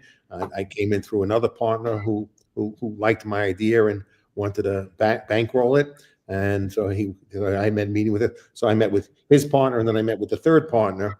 And the third partner said, Jeff, come in and bring the contract with you. I want to discuss it. The agreement that will bind us to be partners together. So I bring in the contract, and he says to me, he goes through. He said, "Is your lawyer with you?" And I said, "No." He said, "Why didn't you bring your lawyer?" I said, "You didn't tell me to." He said, "I told you that we're going to review the contract. So unless you're a lawyer, I thought you'd be smart enough to bring your lawyer with you." So I have to figure out whether you're a dumb person, or a smart person who maybe one day will be a smart person, not continue to be a dumb person. So he goes through this and he says, "Look, I'm going to make this simple for your lawyer." He says, "Pull out the contract." And so I pull out the contract, and he says to me, his exact words were, "Okay, here, Klaus, we're fucking you here. We're fucking you here. We're fucking you here. We're fucking you here. We're fucking you here. We're fucking you here." Okay, so going through all the places they're fucking me. He says, once you tell the lawyer all the sections I told you, your lawyer will immediately pick up why I'm saying that. So then he says, you're probably thinking about why I'm having this conversation with you. You would think this is a strange conversation where I'm telling you where we're fucking you. And so, of course, I'm dumbfounded by all of this. This is all over my head, because I'm just a technical guy with a technical idea, and I was not a business person. And all these guys signing a contract, I didn't give consideration, and I was even shocked anyone was willing to write me a check. So for my ideas, for my intellectual capital. So, but I listened to everything he had to say. Went back to the lawyer. The lawyer was very patient, explaining all this to me. But he said to me, he says, "Look, if I'm going to put money in, I'm making a bet. You might be dumb today, but a year from now, you're not going to be so dumb. So once you're not so dumb, you're going to realize that if I fuck you going in, you'll fuck us going out. So I don't want to fuck you going in. So this is exact words. So I'm not trying to be crude. These were the exact words he said to me. So he said to me, if I fuck you going in, you're going to fuck me going out because you're not going to stay stupid." So then he also told me something else. He said, "Look, if the business is moderately successful, we'll all be reasonably happy with each other. If the business fails, we're all going to say you're an asshole. And if the business is super successful, you're going to say we're assholes." So he says, he says, if it proves to be super successful, and I think it has the potential of being, I don't want you to think I'm an asshole because I don't want you fucking me. So that's why I'm telling you this now. I'm not telling you because I'm your friend. I'm not telling you because you should trust me. I'm telling to you is that one day you might not be so stupid. And the day you're not so stupid, you're also highly successful. And I don't want you fucking me that day when that day happens. So that's what he said to me. And I tell you, a little over a year later, we got an offer for the business. I got offered a lot of money for the business. Okay. And the buyer knew I didn't like the other two partners, and the buyer tells me, so I'm in the meeting in their boardroom, not with the CEO of this company, a major company, public company, huge company, offering a lot of money to my business, a lot of money. And I'm with one of the board members, an independent board member, very famous person. And he said, Jeff, we want to make you happy. Okay. So we don't want to buy. What's the ownership? The ownership is you own 40% of the business, and each of the other partners, three partners, each own 20%. So I said, basically, there's one partner you like. He owns 20. You own 40. Instead of us paying 100% for the business, we only want to pay the 75% of the price we offered. So you take the 40, give your other partner the 20, and that extra 15, you can keep it all yourself. Share it with your other partner that you like. And the other partners that have been detrimental to you growing the business and who you don't like, fuck them. So I'm laughing during the conversation, and they think I'm laughing because they think I'm happy about the proposal. And I'm laughing because as they're talking to me, I'm thinking through my first conversation with the one partner that I like, who told me if I fuck you going in, you can fuck me going out. So, and this company offered to indemnify me against all litigation or whatever. So I said, look, we're going to make sure these people will never come after you. Don't worry. They will never come after you for doing this. We're going to put down all the indemnification, whatever. We want you to be happy. So we want to put more money in your pocket, more money in your friend's pocket, and we want to save money, and everybody wins. So, and the people who lose deserve to lose. So I'm laughing the whole time. And then when they're through finished speaking, they think I'm going to say yes. And I say, no, I'm not going to do this. We signed the deal. We're going to follow the deal. I don't retrade deals. And if you'd rather retrade it, then I'll rip up the deal and pretend we never had a deal, but we're not retrading a deal. So I keep my word, and that's it. But I have this big smile on my face because all I'm thinking about are the words my partner told me the very first time I met him. And so then I go running out of the meeting, after they say no, they're going to proceed this conference, and so I go to the first payphone I found, and I call up, no cell phones then, so I had to find payphones, and they were not difficult to find payphones back then. They were pretty prevalent, so I put my quarter in, and I dime or quarter, whatever it was, and I call my partner, and he said, "What happened in the meeting?" I told him the story, and he said, "What was the lesson to the story?" So he says, So I tell him, well, if you fuck somebody going in, they'll fuck you going out. He said that's one lesson, but the real lesson is you should always listen to me. So, so I thought it was but it is true. If you fuck people going in and you treat people unfairly, and if they don't recognize it up front, people might get smarter, and as they get smarter, they'll look to get the revenge. Now, for me, I wanted to promote my reputation is I don't retrade deals, and I keep my word, and that was part of my brand. That's been an important way for me to live my life. But ultimately, what you find out in the marketplace, there are a lot of people who don't keep their words, and that doesn't seem to be detrimental to their brand. Matter of fact, some people view that as an attribute, who are good at taking advantage of circumstances and seem to always end up on top. And many people admire something like that, rather than people who just keep their word, all their time. But and this is a statement of what kind of society we're going to be. But too many people, yes. So going back to this thing, Bruce, when one person gets away with things, then the other person wants to get away with it, and they want to even be better at doing so, and that just causes further society to deteriorate further and further. And then everybody wants to be on the winning team. So the conflicts between people get worse because more and more is at stake. So, the more there's this rent-seeking behavior, the more the return there is to rent-seeking behavior, right, the worse people's behavior becomes, because there's a lot more at stake. The system is more corrupt. And if you're not part of corrupting the system, then you're a victim of the system. And so there's the incentive to corrupt the system gets higher and higher. Yeah, well, that's exactly what Franklin feared. But I listen, it goes back, I say, there's the one principle that I believe that needs to be inculcated, in our culture. It was stated by Socrates. If it's the right thing to do, do it, right? Period. You don't think about consequences. If it's the right thing to do, you do it. And I go back, and maybe it's a little bit diverted. And this is a very, very famous line in Huckleberry Finn, where Huck is deliberating whether he has to return Jim, the slave, to his master, Miss Watson. And he thinks about all the Christian teachings that said, yeah, you got to return your slaves to your master. And he thinks, wow, I'm going to go to hell if I don't return Jim to Miss Watson. And then he says, I guess I'll have to go to hell then, because he had to do the right thing, even if it meant going to hell. And that's really the principle that I think that's supposed to elevate the human species above the animal kingdom. If you have to go to hell to do the right thing, it's worth it, because doing the right thing is what makes us human. I agree. Now, I want to pivot a little bit.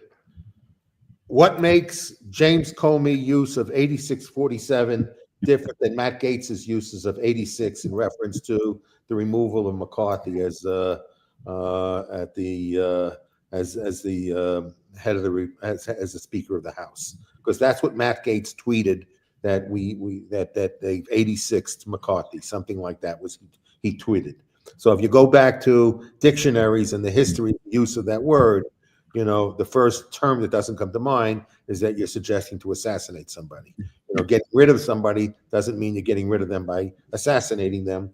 And I don't think Gates meant that when they 86'd McCarthy, that they assassinated him, they got rid of him as Speaker. So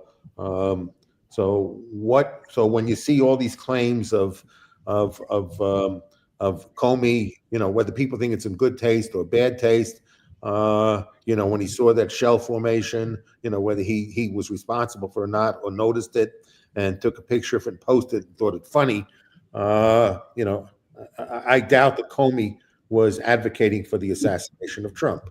No, and nobody interpreted it that way either. Well, but I would say though, the core point though is we don't know, right? Because he could very easily be, you know, have thought that I'm doing that in order to irritate people, you know, by suggesting that. But the point is 86 could obviously mean 86 that steak in a restaurant means it doesn't exist anymore, or get him out of office, or it could mean kill him. The point should always be that everyone is framing it the way that works for their political side. What I simply pointed out, which I saw going around, Jack Posobiec, who made a big statement about how we should put this person in jail. How is he still not arrested? He tweeted 8646 back during Biden's administration, and I showed that on my show. And I'm like, you know, and everyone's like, well, he's not a former FBI agent. I was like, frankly, I find that less relevant. Posobiec has a huge reach right now. Comey is at least not in office anymore. The point is, regardless, you have a right to state those numbers or write them or put them on a beach somewhere. No one knows for sure what it actually means. Posobiec did do 8646. What's that? So Posobiec did put up 8646. Yeah, I have the tweet still. It's still live, unless he deleted it yesterday. Yeah, but that goes back. We'd have a culture that doesn't believe in anything other than we want to go after our enemies. Yeah. And if it means we have to make a word mean whatever we want it to mean, we'll do Humpty Dumpty. That's the situation. Now, context is everything, interpreting whether or not you're saying something that's in terms of a joke or otherwise. I don't think anybody believed, that James Comey was aiming at the assassination of Mr. Trump, or that Getz was going to assassinate Kevin McCarthy. And the U.S. Supreme Court has opined on what is a threat that can be prohibited consistent with the First Amendment or not, and this doesn't even come close. I mean, the case is not going to go anywhere for sure. It's just a political story that people can get on the good side of Trump by denouncing Comey, because Trump hates Comey. You know, one of the few FBI directors who understood he was fired by watching TV. He didn't even have the courtesy of sending him a letter saying you're fired. So we already know that there's antagonism between the two on that score. But anyway, I say this shows that language, is become so debased that you can't even have an engagement on the merits. Every engagement is just trying to maneuver for political partisan advantage. And at that point, it's hard to understand how colloquy and debate enters into our democratic system. It's just maneuvers to get into power and do whatever you want to do, and then call it whatever you want to call it. It doesn't matter how removed from reality it is. And that's why I repeat, and I've said this on occasions before, if Mr. Trump issued an executive order tomorrow saying we have a geocentric theory of the universe replacing the heliocentric theory, a huge portion would start clapping. Right. Yeah, it's right to get the Earth in the center of the universe. Again, right? It sounds ludicrous, but I'm sure it's true. In fact, it may actually happen before Trump's second term expires. And the problem, the thing is though, is that clearly, so he could come out and say whatever he wants, like any other side's doing the same thing. And I think what that does, as we all agree on, it's not partisan. Everyone seems to be doing it. I think that helps the actual power structure. Like, that's what I see this as, because really, like, we're all highlighting is what does this ultimately do? Even if it's by accident, it still ends in the same place. It consolidates power. It gives them more influence over us. It reduces our rights, our inherent rights, or rather they no longer acknowledge them. I think that's where this all goes. And we keep devolving further and further into our tribal, partisan, that side's bad, whatever they do, I'm going to fight it. The term I keep using, which I don't think I coined, but it's just team sport politics. We've watched a football game where the guy really didn't get in, but you're cheering the moment the ref rules the wrong way, right? That's what we're all doing. That's what we're living through. And it's pretty kind of, I don't know how we fight against that. And I still want to lean into the idea that I think most people are able to see that if they're given the avenue. I think most Americans, I think I share partially the way we're framing this today, that I think most Americans have been, whether by their own accord or driven into a place where they're willing to ignore it. Right. They're willing, and which is their fault. I will never give them a pass on that. That's laziness. They should be called out for it. But they're being shown at the best reality TV show today, which is the government, right? Whatever's going on. And so it's like, we need to get them redirected in front and show them, like we talked about, that these actions are immediately affecting you, not 4 years down the line. I don't know how we do that, but that's the bigger problem for me. Yeah. And part of the problem too, even for the public, is there are no candidates to vote for. That's why I say I wrote for James Madison and George Washington. I write it in, because I can't tolerate any of the other ones. Bruce, you're an uphill battle if you're trying to get people like that. For the last couple elections, I have been trying. Now, not that I'm saying, to be clear, my point is not don't vote. My point is that you should be abstention is a literal, valid political vote that we aren't even afforded anymore. There's all these different points to consider. But I have been trying for a long time to get people to consider that just falling into left and right may not be in your interest. And it's insane the kind of pushback you get from people, even though right after the election, every single time, people then fall in line and start pointing out all the same problems that we told. It's infuriating. But I'm right there with you. That seems to be, in my opinion, the most important focal point. How do you get them to see that? I have two advices for people voting. One is do one or two things. Don't vote or never vote for an incumbent. Okay, that's my advice. Constant turnover or having nobody be legitimate because only a few people voted or nobody voted. If nobody voted, then nobody's legitimate. Okay. Can I comment on that, Jeffrey? Only a few people voted. They can't say they have a mandate. If 1% of the population voted and they got the majority, that 1%, there's no way they can say they ever got a mandate. Everybody who's governed knows that they never were governed by a mandate. We're already there. So already there, in my opinion. I don't want anyone in office ever believing they ever got a mandate. Okay.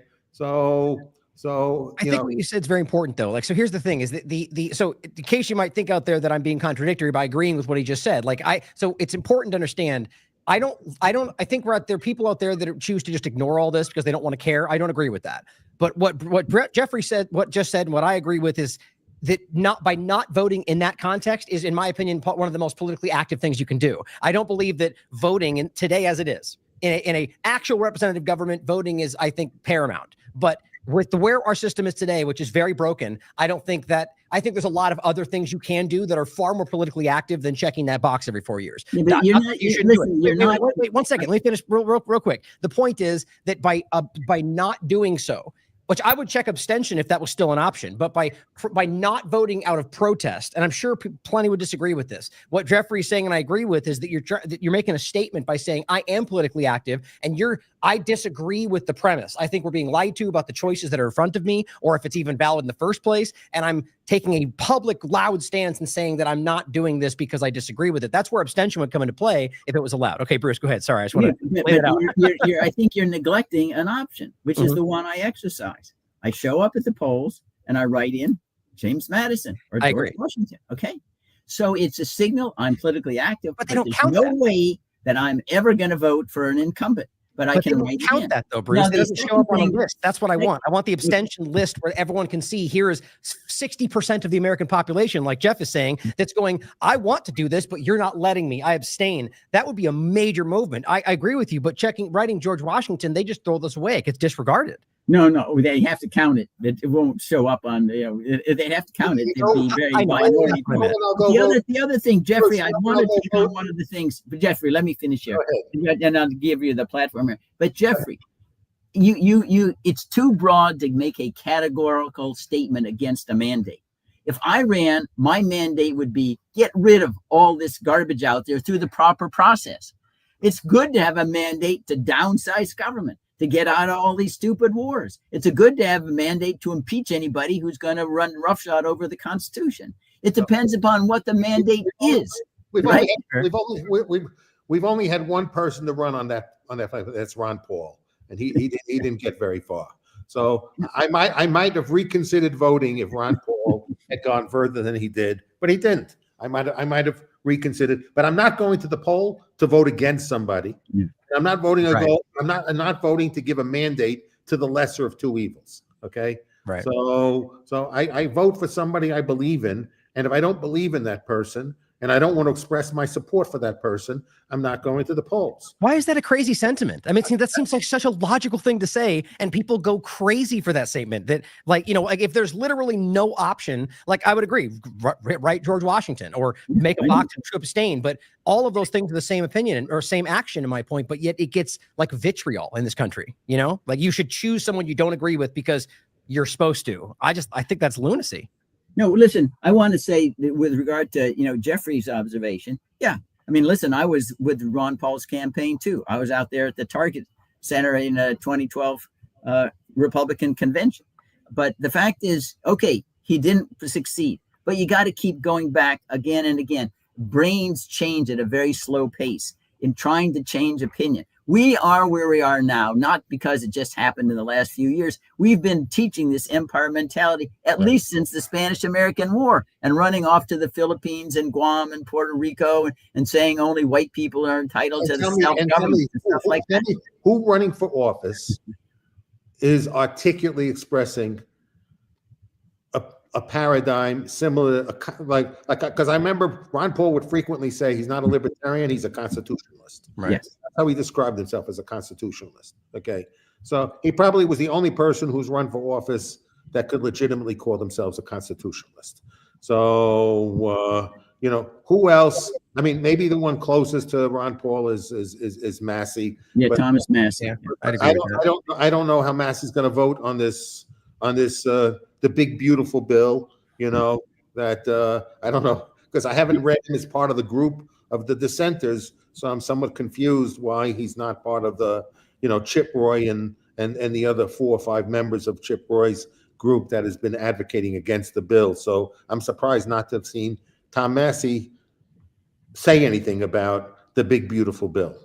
No, well, Massey will vote against it for sure. He thinks these others will accept compromises, and he's not going to go around. He's not going to accept that. But don't worry, Thomas Massey is not voting for this bill, and at least he does. But I say Thomas explained the paradox, if you will, or the dilemma. He tells, because I meet with Thomas from time to time. He says, Bruce, talking about the Constitution to my colleagues and my constituents is like reading Shakespeare to cows. Okay? Okay? So he says, what can I do? Okay. It's a wonderful metaphor, but it's true. But you got to start someplace. Maybe a cow or two will get at least a few in the Article 1 provisions of the Constitution. But it shows that we are so deep, into what I call a post-constitutional world, that it's hard to even conceive of where you start, because the problem is so pervasive throughout the entire society. I mean, another way to start is in civics education. What are you teaching kids before they can graduate from high school? What are they reading about in terms of understanding the Federalist Papers, Declaration, Articles of Confederation, Constitution, what it's about? I mean, right now, it's tabula rasa. They're not taught anything like this. Mm-hmm. So how, when they become voters, are they even going to appreciate a candidate running like Ron Paul? It all looks Greek to them. But I mean, in some sense, I wouldn't say it's a a moment of despair, but you don't know where to begin because it's so omnipresent. Constitutional illiteracy and disrespect for our obligation to follow process. Yeah. So again, going back, why should I vote for somebody who basically violates the oath of office the moment they take the oath of office? So no, you shouldn't, and that's why I write in George Washington or James Madison. But I do write in. You listen. I can, at least in the ballots that I have, they give me a write-in option, right? Can I ask you something, Bruce? Like, genuinely though, I completely agree with where you're going with that. Yeah. I think we're all generally agreeing. It's just a little nuance to how we think we should act that out. Yeah. What is that a protest when you do that in your mind, or do you see like a real? I just wonder why, like, for example, like I think it's important for people listening to know that abstention, going back to the founding fathers, that's a valid vote, like where you can check, I abstain. It's supposed to be recorded. It's supposed to be listed like every other vote, the UN, and it doesn't in this country. So like, why isn't that the advocation as opposed to writing in George Washington? No, because I think when I write in, it's a signal, to the people running or occupying office. One, I'm still politically engaged. My vote is up for capture. If you do, and things that correspond to the write-in, which is George Washington or James Madison. I get it. So that's my reasoning. Now, whether it has much impact, I have a different proposal. Okay. Yeah. I think the proposal, like, I think the proposal should have been like for 2024. There should have been Kamala Harris, Donald Trump. They both suck, and let they both suck be the winner of the election. So maybe would have voted that they both suck. And then there's a reminder, whoever wins that election, the majority of people still think both of them sucked. So this speaks to the larger problem, though, is it? So in the office, they all go into office saying, yeah, the only one that has a mandate is the one that thinks we all suck. So, and then people should vote. They all suck. And then whoever goes to office knows that that's the majority. The majority, whoever occupies the White House, thinks you suck. So I know you're partially kidding, but in the same way, though, I think what's funny though is that making a point, though. Yes. No, I agree. That's what I'm getting at. Is I think all these things lean to almost what they want from us, which is like something that doesn't actually tangibly affect, if it even does. And I'm the first one that's going to argue. I don't know whether our votes even translate anymore. They should. I just don't know. I think that's been stolen from us in a lot of ways, even like gerrymandering, which you mentioned. But to that point, assuming that it does translate, that they want from us something that does not really have an effect on the outcome, right? Where that would be a protest in a way, right? Which maybe has an effect, maybe it reaches somebody. But it's like every moment in these, I'm trying to show people, like, what can you do that, like this, let me put it this way. This is what the average person responds with when you say, like we're saying, maybe you shouldn't vote for either. They go, well, what are we supposed to do? Give me a valid alternative choice, and maybe I'll consider that. Third party, vote pact stuff. I've talked about Sam Husseini. Like, these are interesting thoughts, but most of them want something that they have a response to third party. Well, it's going to be giving your vote away, right? They want something they can understand. And my point is to try to give them something they can hold on to, right? Whether that's abstention or something else. Like, I do even think the vote pact point has effect on people, but none of these things really, in my experience, reach the people that truly are open to maybe something different, but just want you to explain why doing anything but Trump or Kamala is going to benefit them, or why, they've been taught their whole lives that outside of that, you're throwing your vote away or whatever else, So I'm just posing that to everybody. Like, I think that's where our effort should be focused on. How do we give them a better option? Because none of these things, I think, reach them. Well, it seems to me that one of the points that at least is in a subtext to your observation is the difference between recognizing that you're trying to change something in the long run. You have to start someplace, but you have to plant the idea, even if it may 50 years or whatever to fruition. You're doing it for posterity. And I give these examples. The first person who said, I'm going to protest slavery. We don't know who that person was, probably got stoned to death, right? But if there wasn't one person who started and stood up knowing it has no political traction whatsoever, got at least the debate started and said it's wrong, we'd still be living like barbarians. And you can go across the board and a whole other fundamental ideas about human rights and unalienable rights in the Declaration of Independence. And my view is that, it doesn't have to be shared, is that if I have to reach and think about posterity and get no credit, I got to start the conversation now. Because right now, for example, to oppose empire, there's no way, right? The military industrial complex, trillions of dollars, we're everywhere in the world. It can't possibly succeed. Even with somebody like Trump, who says he's not interventionist, he hasn't shrunk the military footprint at all. If anything, it even expanded, right? Yeah. Whatever his words are. But I feel I have to speak out against it, at least to get the conversation. And Ron Paul was that way too. Why I admired him so much, he wasn't getting any credit for this. We got to get away from this empire idea because we're destroying liberty. You got to choose one or the other. We either got to glorify liberty or empire. You can't have both. And that means, even if it's true, Ryan, that in the short run, nothing happens. So what? I'm still going to do it. Acknowledging it isn't going to have any immediate reverberation. We're too far away. We're too far gone at this stage, to roll back empire, to think in our lifetime, we're going to we won't even remove one of the 800 military bases. I'm sure when I die, we'll have 800 or more military bases around the world. I'll tell no you matter what I say. Yeah. Real quick, Bruce, just want to say that's why I respect you very much, because your principles and your integrity clearly guide your choices, whether we may see a difference of the path. I just respect that a lot, because I mean, so few people will put that out there. Like, whether we see any real effect or benefit or whatever, I'm going to stand with what I believe in. I mean, if we had more thought like that in the world, in this country, we'd be a different place. Yeah, that's why I like, in most of our conversations, I mean, most of the time we spend on our conversations are about constitutional principles. They're not about specific policies. Yeah. We're not really here trying to advocate specific policies, even though we all have very strong views on the policies we like and we don't like. What we're each fighting for is the constitutional republic, and making the point that that conversation is much more important about than the policy conversation. Definitely. So the policy conversation should be done in the context of the constitutional environment, and we should keep reinforcing that message that we shouldn't have a conversation unless that conversation is occurring within that right context, and that right context is in the constitutional construction. Yeah. So, so I think that that's something we keep emphasizing, and I don't think you get that many other places. They're busy arguing policies and stupidities. When we want to get back is that the infrastructure, that all this should be built upon is the Constitution. And if we don't continue to operate within that framework, then nothing is legitimate. So anything that's done on an ideological basis, not within that framework, is illegitimate. So, and what we're fighting for is legitimacy. Right. So, and most people just want to win their battles, and they don't care whether it's illegitimate or legitimate, and they don't care about legitimacy.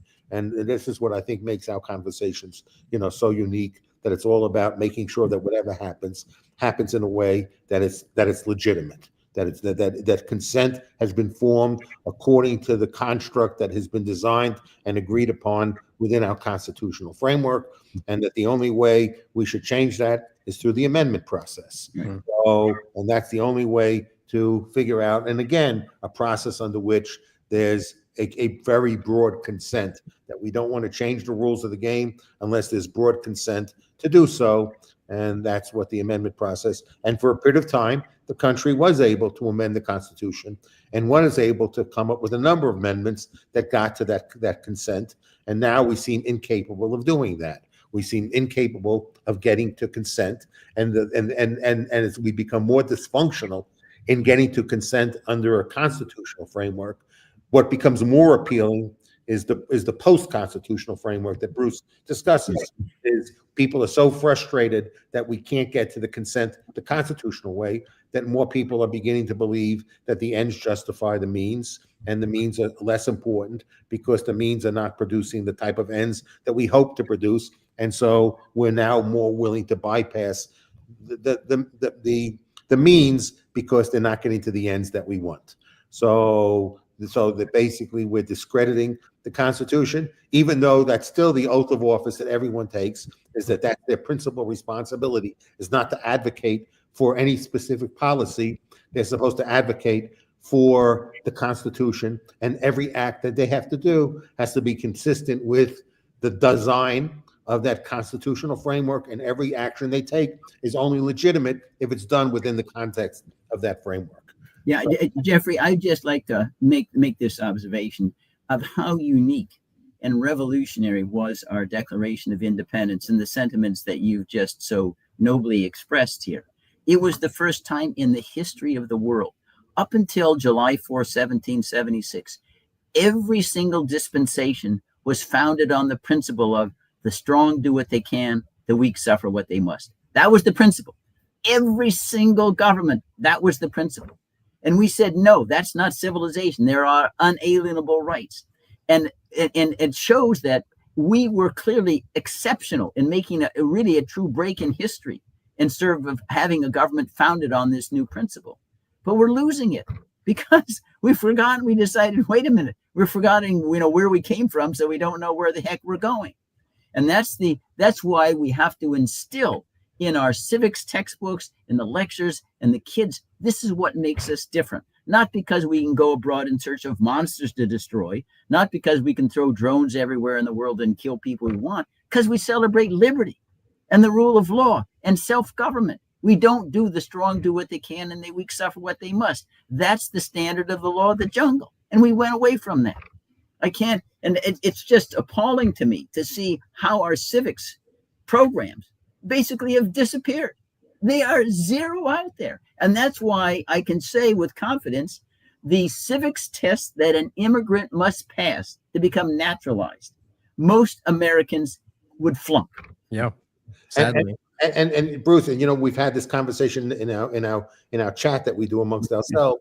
And the fact is, if you look at a lot of the filings that the Trump administration has made in explaining the expansion of their powers, it's under the fact is that they're describing everything as a national security issue. Right. So every emergency becomes a national security issue, and the national security issue is the purview of the president, which is not really true. But that's how it comes.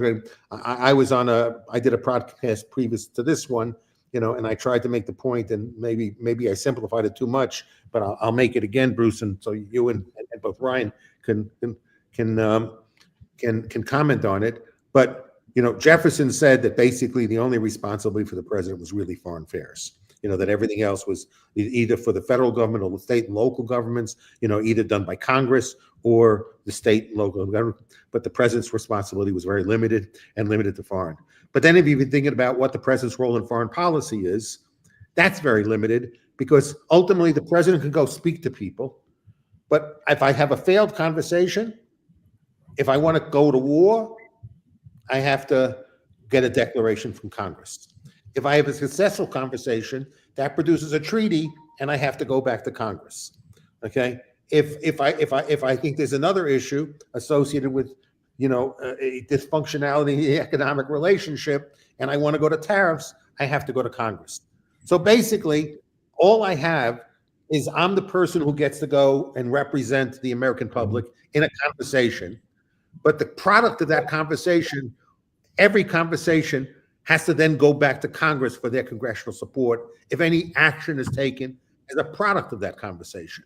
So really the foreign policy power, basically it's something that's just efficient. If we're going to speak to another nation, we don't want, 435 members of Congress and 100 senators sitting down flying, thinking they're going to negotiate. We only have one negotiator. But ultimately, whatever that one negotiator goes back and does, they have to go back and get consent. And all they're doing is the one person who gets to be the mouthpiece. But they're a mouthpiece without any real authority because all the authority resides in Congress. And the president really has no authority because any action taken as a result of a conversation with a foreign nation required congressional support. Yeah, so, Jeffrey, let me give the real examples with Mr. Jefferson. When he's president, he's fighting the Barbary Wars, and Thomas Jefferson, he got 11 statutes from Congress to fight the Barbary Wars. And he said, I can't go beyond self-defense unless you authorize me. 11 statutes. When he negotiated the Louisiana Purchase, he got it ratified as a treaty, right? It wasn't a unilateral act. It started to deteriorate under Polk, who was able to annex Texas without a treaty, just a statute. But anyway, that's how the system works. And even with regard to negotiations, Jeffrey, it was customary that the president would appoint a member of Congress, like Henry Clay was negotiating the Treaty of Ghent to end the War of 1812. Members of Congress, with a handful, were sitting with Woodrow Wilson in Versailles, negotiating the end of World War I, which didn't happen because the Treaty of Versailles was voted down. They had members there, were part of the negotiating team. This idea that the president is the sole representative abroad, despite the fact that he could only sign to ratify a treaty, is nonsense. Congress was there as the chief partner all along until recently decided, oh, in the empire, Congress is nothing anymore. The president is the only one who decides anything. Yeah. It's a totally contrary understanding that in the constitutional sense, Congress is first among equals in all branches, not just in domestic affairs. In foreign policy, Congress was the one. Let me give you another example. When George Washington was president, he was worried about breaches of neutrality in the wars between Britain and France. And so he issued a neutrality proclamation. And in that proclamation, he had a penalty provision that if you violate it, you'd be prosecuted. It didn't go anywhere. Congress had to enact a statute called the Neutrality Act, which still exists today, to provide the penalties. They went to Mr. Washington, you're popular. You cannot, by a proclamation, create a criminal penalty. Only Congress can do that. And Congress did do it. And it overrode the Neutrality Proclamation. Anyway, these examples, these are real life examples. It's not theories from academia or ivory towers. Real examples of how the system operated when it was healthy. And most people have no clue. They always think that the president's done this from day one. It could be more false. Yeah. And that's why it's so important to get back to inculcate civics. Because when people recognize we operated a different way and the sky didn't fall down, there wasn't Chicken Little saying, my God, if we do this, we'll be crushed, we'll be destroyed. Foreign countries will come attack us if the president isn't omnipotent. Say, wait a minute. All these fears were voiced at that time. None of it happened. And the greatest teacher is the teacher of experience. But it can't teach unless you know what experience was.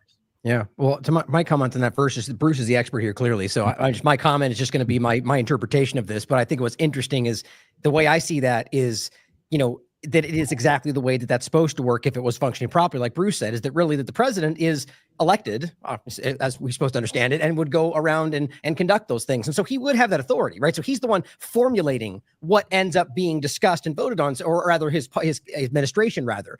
And so that would then be brought to Congress for the purpose of not having a dictator. So then they can discuss and they can decide whether that was right or wrong. Not that in every case that Congress is coordinating in that formulation, right? So I think it's obvious that's the way it's supposed to work. And anybody arguing that the president can unilaterally just decide, things that materially change the direction of this country, don't understand the way this country was designed. And that's what's so frustrating, like Bruce is saying, is that clearly this is, and I don't think it's this administration alone, as we've been highlighting today. It's been a slow change, but right now more than ever, like I said earlier, I think this is meant to be accepted. Like this is the presentation of where we're going to be going forward, not just the slow erosion of our rights. They're pulling them out, the rug out is how it feels. But to the overall point, it's clearly that they want you to think that the mandate you're voting is giving him dictatorial power over choices in the world. But if we don't have that check and balance, then, the point is always is just put Biden in that position in your mind and then decide if you think that makes sense, right? And if you don't, then you only care if your side's winning at the end of the day. Yeah. My point of the example I gave was the fact is that the president really was not given broad discretion in the implementation of foreign policy. That as a consequence of any conversation, the president had to go back and get the consent of the legislature. Right. So, I just wouldn't say he has no power. I think he has equal amount. The president could not take any substantive action without the consent of Congress. Right.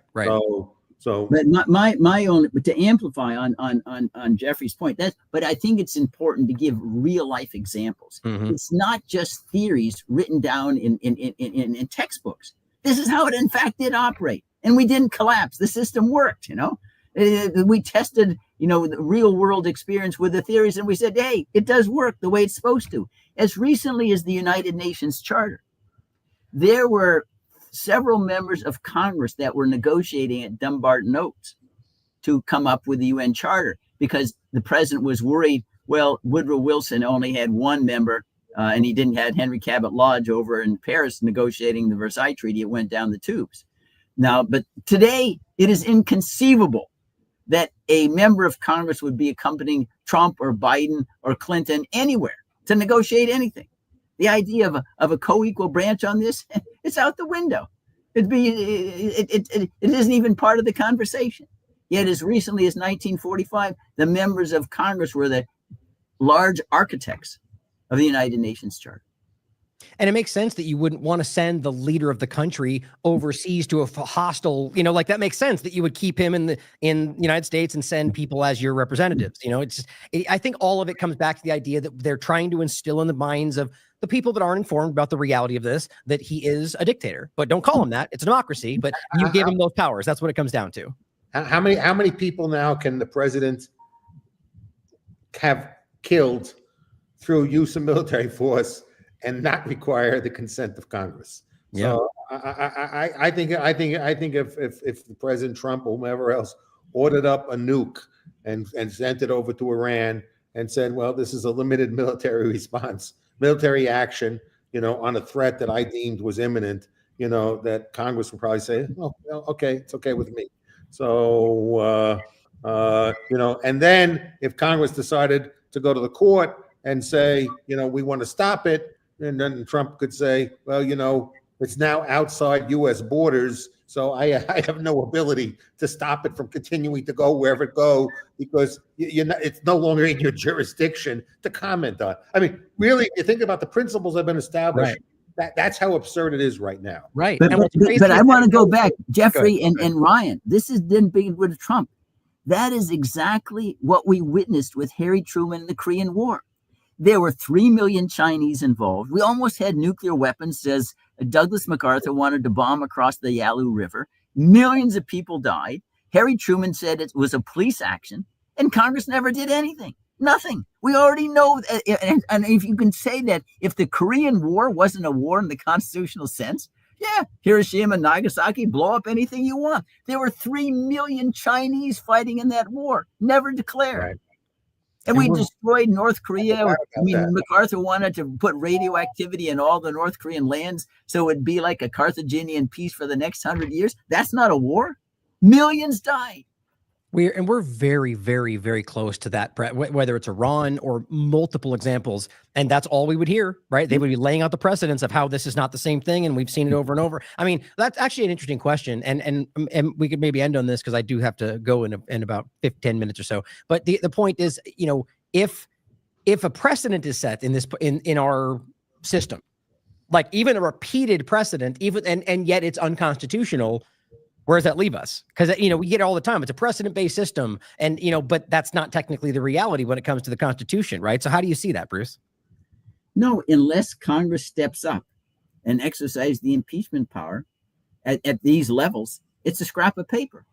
If the Congress is not its most important power, and this is what James Madison, the father of the Constitution, said, that it is the crown jewel is the entrustment of the war power to Congress. I mean, it lets it be usurped by the president and do nothing. The court's not going to step in and issue an injunction. They say, if Congress doesn't want to defend its own prerogatives, we're done. We've got a dictator. This is a monarch. And remember, the most vocal advocate for a super president was Alexander Hamilton. And yet in Federalist 69, he says, the president isn't like the king. He can't make treaties on his own. He can't go to war on his own. That's the strongest advocate. Look where we are today. I mean, Hamilton looks like he's a pacifist, compared to what we have today in the White House. So it comes back, Ryan. If Congress is not going to do its job, there's nothing that can save us from monarchy, which is basically what we have now. Wow. Well, I think if Congress doesn't save us, I think I support people's ability to nullify. And how should they nullify? They should nullify by objecting to fund the government that's an rogue government by not paying taxes. And then I think courts should defend people's ability to not pay taxes if the branch of government that's imposing taxes on them itself is not in compliance with the Constitution, and therefore the people should have no obligation to fund a rogue government. So that's my proposal. If Congress funds a war that it doesn't declare, then why should Congress come and tax me for a war that's an undeclared war? Why should Congress take money out of my pocket, for spending money in a way not contemplated within the constitutional framework? So I think I should be able to nullify that act by not paying taxes. I agree, but be prepared for them to show up at your door at the butt of a gun and take them from you, which is how this system will work. Like that. Unfortunately, that's the case. Yeah. I think, if the courts were interested in preserving the Constitution, they should give the people greater powers to rebel against the Congress that is not. It seems to me, I think I have a pretty reasonable argument to go to a court and say, the Congress is taking money out of my pocket in an unconstitutional way, and why should they have the ability to coerce me to take money out of my pocket in a way that is in violation of the Constitution itself? If they want to spend money and kill people everywhere and be an empire and have these troops overseas and whatever, let them declare war, let them do it the right way, and then I'll pay my taxes. But they're not doing it the right way. They're doing it in an unconstitutional way. So for me, I should not fund unconstitutional activities, and the court should not allow some oppressive government body to coerce me of taking money to fund their illegal acts. So I'm just saying, as a lawyer, the Constitution is throw you out of court and say you don't have standing. And this is, I do not at all. I'm trying to make a point, Bruce. I'm not. Hey, I agree with you, Jeffrey, but unfortunately, I think Bruce is right that it wouldn't. No, but all I'm saying is sometimes the cure is worse than the disease, right? So you got to think about the precedent set by the cure that you've proposed. And if the cure is worse than the disease, and it doesn't mean you don't criticize the disease, you figure until you come up with a better way, a less bad way, you stick with where you are and deal with it. And anyway, that's what I think about all the time. Don't do the cure that's worse than the disease. As bad as the thing is now, because I agree with you. I'll tell you why I disagree with you, Bruce. I think this is another form of the tyranny of the majority. Okay, if the majority decides to be complacent and irresponsible, and they decide to not comply with the keeping the republic, that doesn't mean I should become a victim of their complacency. So if I'm forced to pay taxes or to support a rogue regime because a majority of people have decided to let a rogue regime operate, then I'm enabling a rogue regime operating. And you're saying that that's the worst evil of the two evils. I'm saying that's the lesser of the evil than the two evils, because if people are complacent, those that care end up having no voice. Okay, I'd rather give the power to the people who still are standing up for principle, rather than the people who are sitting on the sofa, doing nothing. So no, okay, but we have the power you that want to stand up, rather than the rest that choose to be sheep. So I don't become a sheep by the inaction of the majority, converting me into a sheep. I don't want that. But that was the approach. That was the approach that Henry David Thoreau opposed our crazy Mexican-American War, and he refused to pay his taxes. So he wrote, civil disobedience, and Right. that's quite a legitimate approach. And I applaud people who do that. It's not doing nothing. So that's anyway. There are variations on this. We probably overstayed our welcome. That's probably worth a whole program. But certainly we have that precedent of Henry David Thoreau. Next time we talk about, we can have this conversation. Yeah, Ryan, are you up for it next time to talk about the best way of expressing disobedience towards a rogue regime? I'm all about that. No, I agree. That would be wonderful. Okay. Well, so next week. So I think we'll have to coordinate the time, and I look forward to it. And I want to, so any of you else have anything to say before I terminate this conversation? I 86 it. Yeah. No. It's like Jeffrey. It's like Samuel Johnson said of Milton's Paradise Lost. None ever wished it were longer, right? Well, I'll end with the point that basically we shouldn't have to worry about any of this because Trump's going to abolish the IRS, right? So it'll all go away, or so we're told. Thank you so much. Okay. Have a great Thanks, day. everybody. Bye. Bye-bye.